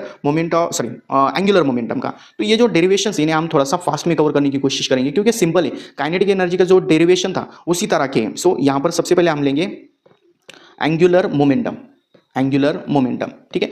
तो एंगुलर मोमेंटम का जो बेसिक पार्ट है अगर हम देखेंगे उसे, तो सबसे पहले linear momentum P is equal to क्या फॉर्मूला होता है इसका, mv होता है। और एंगुलर मोमेंटम का फॉर्मूला होता है r बार क्रॉस p बार, ये उसका बेसिक फॉर्मूला होता है। और अगर हम इसका मैग्नीट्यूड लेते हैं तो क्या आ जाएगा, rp sin थीटा। अब ये जो दो फॉर्मूले हैं इन्हें हम डेरिवेशंस के अंदर यूज करने वाले हैं। सो फर्स्ट डायग्राम से स्टार्ट करेंगे हम। तो काइनेटिक एनर्जी के लिए जो हमने डायग्राम लिया थी वही है, मतलब क्या, consider a rigid body of mass m and it is rotating about this axis having center O. It consists of different particles of masses m1 m2 up to mn. तो पहला जो मास है, consider first mass m1 which is at a respective distance r1 from the axis of rotation. Second mass is m2, this is at the distance r2 from the axis of rotation. And last mass, इस तरह से करते हुए last mass जो होगा mn will be at a respective distance rn from the axis of rotation and it is continuously rotating with constant angular velocity. The linear velocities कौन कौन से है इसके अंदर, v1 is equals to क्या होगा, r1 ओमेगा, सेम है देखो, v2 is equals to क्या होगा, r2 ओमेगा। तो लास्ट इस तरह से vn लास्ट पार्टिकल का जो लीनियर वेलोसिटी कितनी होगी, वो कितनी होगी, rn ओमेगा होगी। ठीक है, उसके बाद में यहाँ पर अगर हम एंगुलर मोमेंटम देखेंगे तो एंगुलर मोमेंटम का फॉर्मूला क्या था, rp sin थीटा। तो यहाँ पर किसी भी पॉइंट के ऊपर अगर हम लीनियर वेलोसिटी को देखेंगे इस तरह से, फॉर एग्जांपल यहाँ पर इस पार्टिकल के ऊपर देखेंगे तो लीनियर वेलोसिटी इसे परपेंडिकुलर है, ये हो गया इसका v2। तो उसके बाद में यहाँ पर अगर देखेंगे तो इसको परपेंडिकुलर आ गया, परपेंडिकुलर के होने की वजह से यहाँ पर ये हो गया हमारा v1। इस तरह से हर पॉइंट के ऊपर हमें 90 डिग्री मिल रहा है, sin 90 कितना होता है, 1 होता है। सो यहाँ पर जो फर्स्ट पार्टिकल होगा उसके लिए क्या लेंगे हम, angular momentum of first particle कितना होगा, वो angular momentum of first particle will be L1 is equal to क्या फॉर्मूला होगा उसका, R1 इंटू P1। और P का फॉर्मूला क्या होता है, P is nothing but mv। So P1 की जगह क्या आ जाएगा, m1 v1। So this R1 into m1 will be at same position और v1 की जगह क्या आ जाएगा यहाँ पर r1 into omega. So this will become m1 r1 square into omega. ठीक है, तो यहाँ पर ये पहले पार्टिकल के लिए हो गया। तो इसी तरह से जो टोटल एंगुलर मोमेंटम होगा, total angular momentum, total angular momentum, total angular momentum कितना मिलेगा? Total angular momentum L will be the addition of all these individual angular momentums, मतलब सबकी हमें यहाँ पर एडिशन करनी है लास्ट पार्टिकल तक। सो यहाँ पर क्या इक्वेशन मिल जाएंगी? L1 का फॉर्मूला क्या था? m1r1 स्क्वायर ओमेगा, L2 के लिए कितना आ जाएगा? m2r2 square omega. इसी तरह से लास्ट पार्टिकल के लिए कितना होगा? mnrn square into omega. सबके अंदर क्या कॉमन है? ओमेगा। सो ब्रैकेट के अंदर क्या आ जाएगा? m1r1 square plus m2r2 square plus up to कहाँ तक लेना है? mnrn स्क्वायर तक लेना है और ओमेगा बाहर आ जाएगा। सो ये जो ब्रैकेट की टर्म है वो होती है I और ओमेगा साइड में आ गया। ये हो गया हमारा एंगुलर मोमेंटम का फॉर्मूला। जैसा लीनियर मोमेंटम होता है P is equals to mv, तो v की जगह लीनियर वेलोसिटी की जगह एंगुलर वेलोसिटी है और मास की जगह मोमेंट ऑफ इनर्शिया है। इस तरह से हम एंगुलर मोमेंटम का डेरिवेशन ले सकते हैं। सिमिलरली जो टॉर्क होता है, टॉर्क मतलब क्या आ जाएगा यहाँ पर? एक्सप्रेशन फॉर टॉर्क और मोमेंट ऑफ कपल भी बोलते हैं इसे। टॉर्क का जो डेरिवेशन है वो भी सिंपल, देखो ये जो डेरिवेशन है kinetic energy, angular momentum, torque, ये 3 मार्क्स के लिए इंपॉर्टेंट होती है और सभी के अंदर नियरली सेम कॉन्सेप्ट होते हैं। फॉर एग्जांपल देखो टॉर्क के लिए भी क्या करना है, इस तरह से हम एक रिजिड बॉडी कंसीडर करेंगे having mass m and it is rotating with constant angular acceleration, मतलब इसके अंदर अल्फा कांस्टेंट है, मतलब ये एक्सेलरेट कर रहा है। And there are different types of particle. The first particle having mass m1 is at distance r1, the second particle of mass m2 at distance r2 from the axis of rotation, and the last particle of mass mn at distance rn from the axis of rotation। इस तरह से हम ले लेंगे यहाँ पर। उसके बाद में सबके यहाँ पर एंगुलर एक्सेलरेशन कांस्टेंट है बट लीनियर एक्सेलरेशन कैसा होगा? डिफरेंट होगा। हर पॉइंट के ऊपर यहाँ पर इसको परपेंडिकुलर एग्जैक्टली इस डायरेक्शन के अंदर हर लाइन को परपेंडिकुलर जो एक्सेलरेशन होगा, लीनियर एक्सेलरेशन, वो डिफरेंट होगा। ठीक है, ये फर्स्ट पार्टिकल के लिए A1 हो गया, सेकंड के लिए A2 हो गया, लास्ट के लिए AN हो जाएगा। ओके, और यहाँ पर जो लीनियर एक्सेलरेशन है, लीनियर और एंगुलर के बीच में क्या रिलेशन होता है? A is equals to R alpha होता है। ठीक है, सो फर्स्ट पार्टिकल के लिए कितना हो जाएगा? A1 is equals to R1 alpha, second particle के लिए A2 is equals to R2 alpha, इसी तरह से लास्ट पार्टिकल के लिए AN is equals to Rn alpha. इस तरह से हम फॉर्मूले ले सकते हैं। ओके, अब यहाँ पर टॉर्क का जो बेसिक फॉर्मूला होता है, torque tau is equals to क्या होता है? टॉर्क का जो फॉर्मूला है tau is equals to R bar, vector form में अगर लेते हैं तो R bar cross F bar होता है। ठीक है, और अगर मैग्नीट्यूड लेना होगा तो क्या लेना होगा हमें? R F sine theta. ठीक है, अब यहाँ पर जो आर बार और एफ बार है, जिस डायरेक्शन के अंदर एक्सेलरेशन है उसी डायरेक्शन के अंदर फोर्स होंगी, तो आर बार और एफ बार दोनों के बीच में कितना एंगल है? 90। So sine 90 will become 1। तो टॉर्क का क्या फॉर्मूला लेना है? बस हमें आर एफ लेना है। सो यहाँ पर जो फोर्सेस होंगे, फोर्सेस कौन कौन से हो जाएंगे? फिर forces first F1 is equals to क्या फॉर्मूला होगा? F1 is equals to M1 A1 और M1 as it is A1 की जगह क्या आ जाएगा? R1 alpha. सो ये होगा फर्स्ट पार्टिकल के लिए। उसी तरह से सेकंड पार्टिकल के लिए कितना होगा? M2 R2 alpha. तो इसकी वजह से जो टॉर्क्स होंगे, टॉर्क्स वो कौन कौन से हो जाएंगे? Torque for first particle, torque for first particle के लिए टॉर्क कितना होगा? The torque will be tau 1 is equals to क्या फॉर्मूला होगा उसका? Tau 1 is equals to R1 into F1। ठीक है, R1 इंटू F1 की वैल्यू कितनी है? M1 R1 alpha. इस तरह से हमने अभी लिया था। So this will become M1 R1 square alpha. इसी तरह से सेकंड पार्टिकल के लिए कितना होगा? Tau 2 is equals to M2 R2 square alpha. और इसी तरह से लास्ट पार्टिकल के लिए कितना होगा? Tau n is equals to MN RN square alpha. Okay, तो इसके ऊपर से जो हमें टोटल टॉर्क मिलने वाला है, total torque will be the addition of all these torques. So tau is equal to कितना हो जाएगा?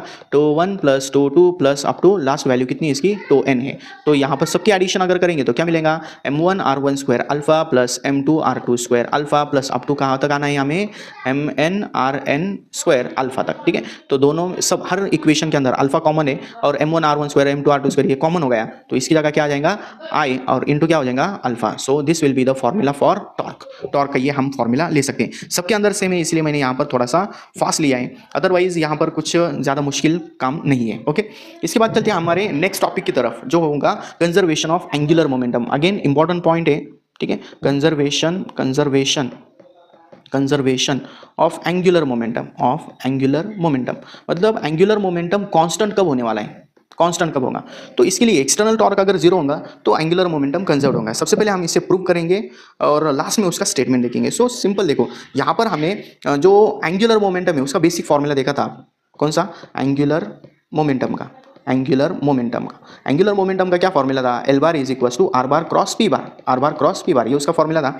अगर हम इसका डेरिवेटिव लेते तो क्या मिलेगा, derivative differentiate with respective time. So यहाँ पर D L bar upon D t अगर करते हैं तो इसका डेरिवेटिव कितना आ जाएगा, d by D t of क्या लेना होगा हमें, r bar cross P bar. Okay, so यहाँ पर इसका अगर हम यू इंटू वी रूल लेते हैं तो क्या हो जाएगा, यहाँ पर u into derivative sorry first function into derivative of second function plus second function into derivative of first function होता है। सो यहाँ पर फर्स्ट फंक्शन क्या है, r bar as it is cross second function का derivative that is d p bar by D t, plus उसके बाद में होगा सेकंड फंक्शन का derivative that is d r bar by D t cross यहाँ पर दूसरा होगा पी बार। ओके, इस तरह से हम इसका डेरिवेटिव लेंगे।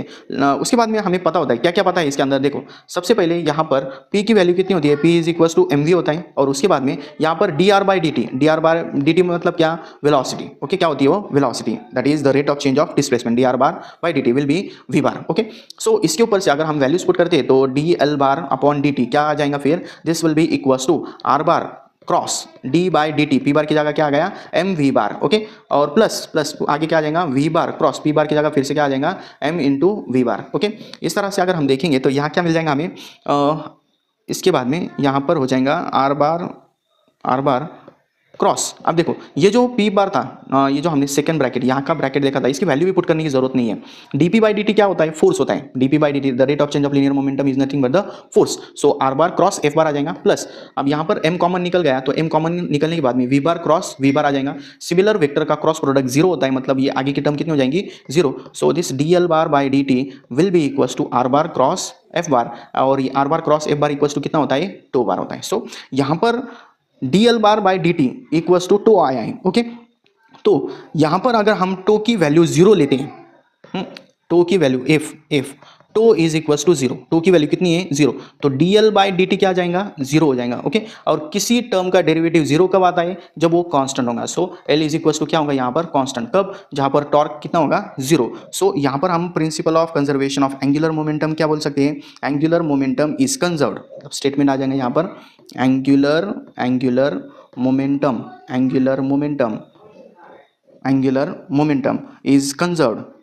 Is conserved for an isolated system, isolated मतलब एक्सटर्नल फोर्स जीरो है उस केस के अंदर, isolated system, angular momentum is conserved for an isolated system if external unbalanced torque is zero, unbalanced torque is zero.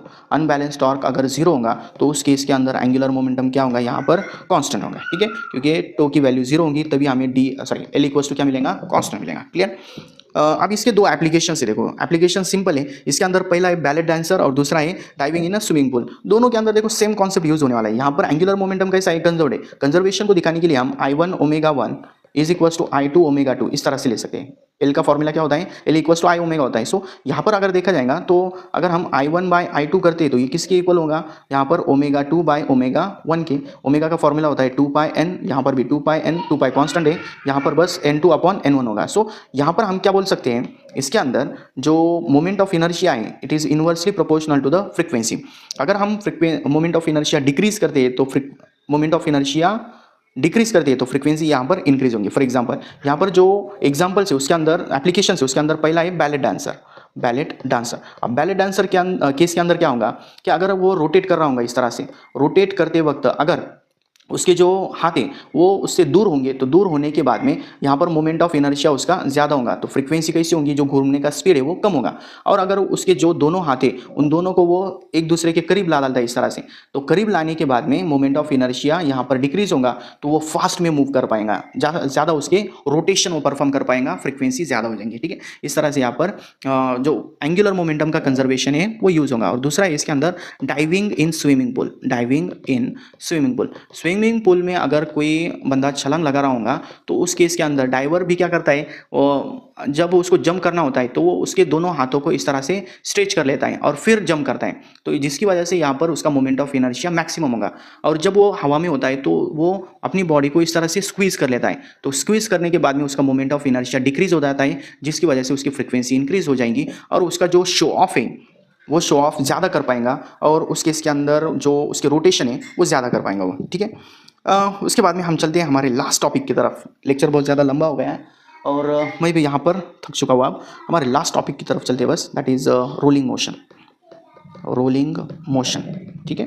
तो इस तरह से हम हमारा पहला वन शॉट वीडियो कंप्लीट कर लेंगे आज रोलिंग मोशन के बारे में। रोलिंग मोशन में देखो क्या होगा इस तरह से, ये दो पार्ट्स के अंदर दिया हुआ है। आगे भी क्या होता है, एक्सेलरेशन और स्पीड के लिए एक डेरिवेशन होता है, उन दोनों को हम डायरेक्टली ज्वाइन कर लेंगे। कैसे देखो आप, सबसे पहले हम इसके अंदर अगर कोई बॉडी कंसिडर करते हैं इस तरह से, हॉरिजॉन्टल सरफेस है और कोई इंक्लाइन सरफेस, हॉरिजॉन्टल ग्राउंड से कुछ इंक्लिनेशन इस सरफेस का जो थीटा इतना है, और यहाँ पर कोई ऑब्जेक्ट है विच कैन रोल, इस तरह से रोल हो सकता है। That may be a cylinder, that may be a sphere, that may be a disc, कुछ भी हो सकता है इस तरह से रोल होने वाला ऑब्जेक्ट जिसकी इनिशियल वेलोसिटी यहाँ पर 0 है।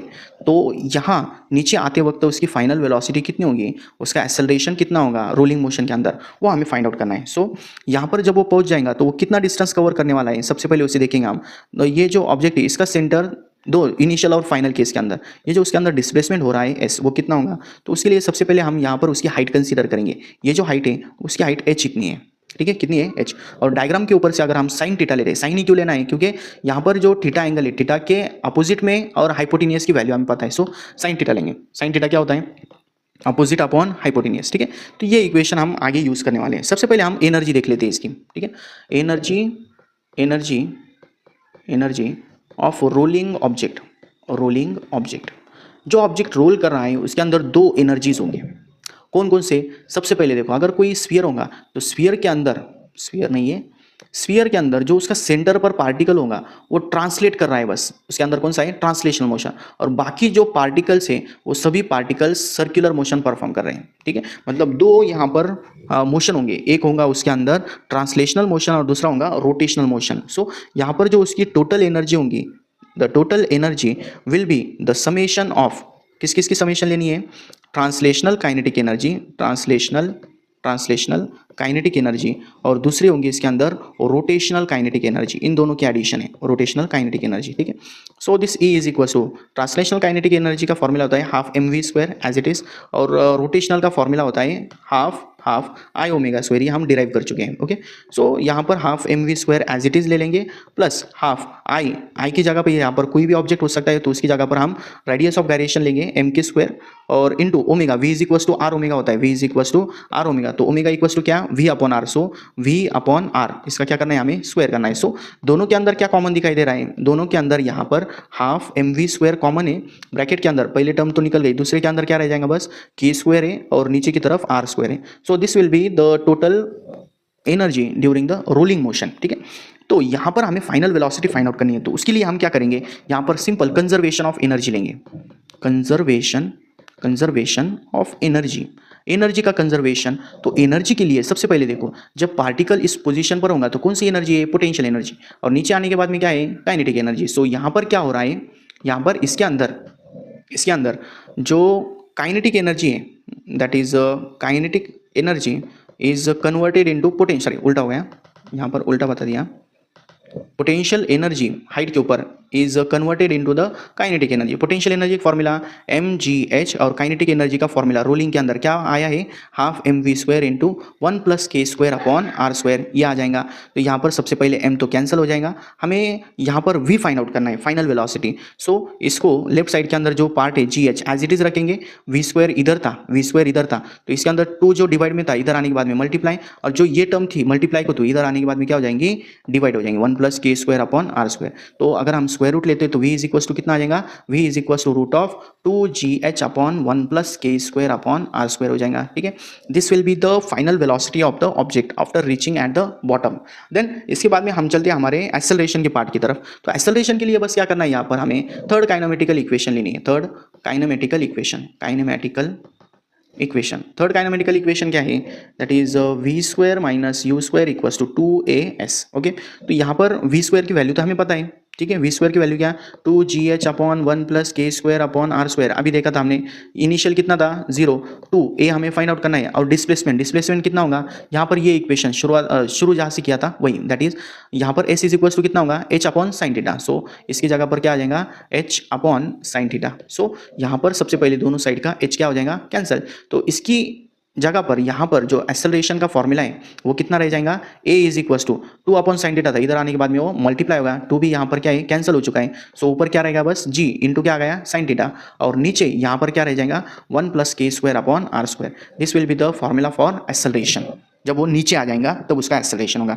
तो यहाँ पर एनर्जी लास्ट जो पार्ट है उसके अंदर एनर्जी कैसे डिस्ट्रीब्यूट होती है, तो उसके लिए थोड़ा सा पार्ट दिया हुआ है। फॉर एग्जाम्पल यहाँ पर अगर हम कोई हॉलो स्फीयर कंसिडर करते हैं और हॉलो स्फीयर, अब हॉलो स्फीयर के अंदर टोटल एनर्जी जो होंगी काइनेटिक कितनी है, रोटेशनल कितनी है, उसके लिए सबसे पहले देखो हॉलो स्फीयर का मोमेंट ऑफ इनर्शिया का फॉर्मूला क्या होता है 2/3 mr², ये होता है। सबसे पहले हम k²/r² की वैल्यू लेंगे, तो आगे जगह क्या लेंगे हम mk², सो mm क्या हो जाएगा कैंसिल, तो k²/r² की जगह क्या आ जाएगा 2/3 आ जाएगा। ओके, तो यहाँ पर जो उसकी टोटल एनर्जी होंगी, ठीक है, टोटल एनर्जी जो होंगी उसकी रोलिंग क्या बोलेंगे उसे, सॉरी इसको इस तरह से लिख सकते हैं हम, जस्ट 1 मिनट, यहाँ पर जगह भी कम है हमारे पास, तो यहाँ का मैं एम्प्टी कर देता हूँ। k²/r² की वैल्यू कितनी है हमारी 2/3। अब देखो हम क्या करेंगे यहाँ पर ट्रांसलेशनल काइनेटिक एनर्जी, उसके बाद में जो रोटेशनल काइनेटिक एनर्जी और लास्ट में टोटल एनर्जी, लास्ट में क्या लेंगे टोटल एनर्जी। तो टोटल एनर्जी का क्या फॉर्मूला था, 1 + k², देखो आप मैं सबसे पहले फॉर्मूला लिख लेता हूँ, ½ mv², उसके बाद में रोटेशनल का फॉर्मूला ½ I⍵², तो उसकी जगह क्या आ जाता है ½ mv² इंटू k²/r², और लास्ट में यहाँ पर टोटल एनर्जी का फॉर्मूला क्या था ½ mv² इंटू 1 + k²/r², ये उसका फॉर्मूला था। ठीक है, सबके अंदर ½ mv² क्या हो जाएगा कैंसिल, यहाँ है 1 k²/r² क्या आ जाएगा यहाँ पर 2/3, और यहाँ पर 1 + 2/3 मतलब कितना होगा 5/3, 3 से अगर हम मल्टीप्लाई करते तो कितना आ जाएगा 3:2:5।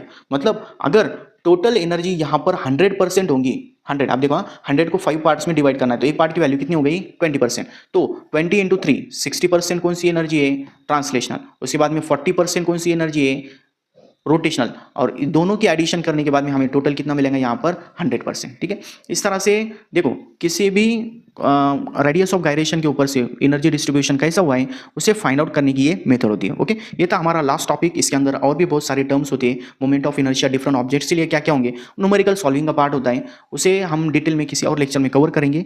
जो 1 शॉट वीडियो था ये आज कंप्लीट हो चुका है। इसके अंदर आप लोगों को कोई डाउट होगा तो मुझे आप कमेंट्स के अंदर पूछ सकते हो। उसके बाद में वीडियो अच्छा लगा होगा तो लाइक कर दो, अपने फ्रेंड्स के साथ में शेयर करो।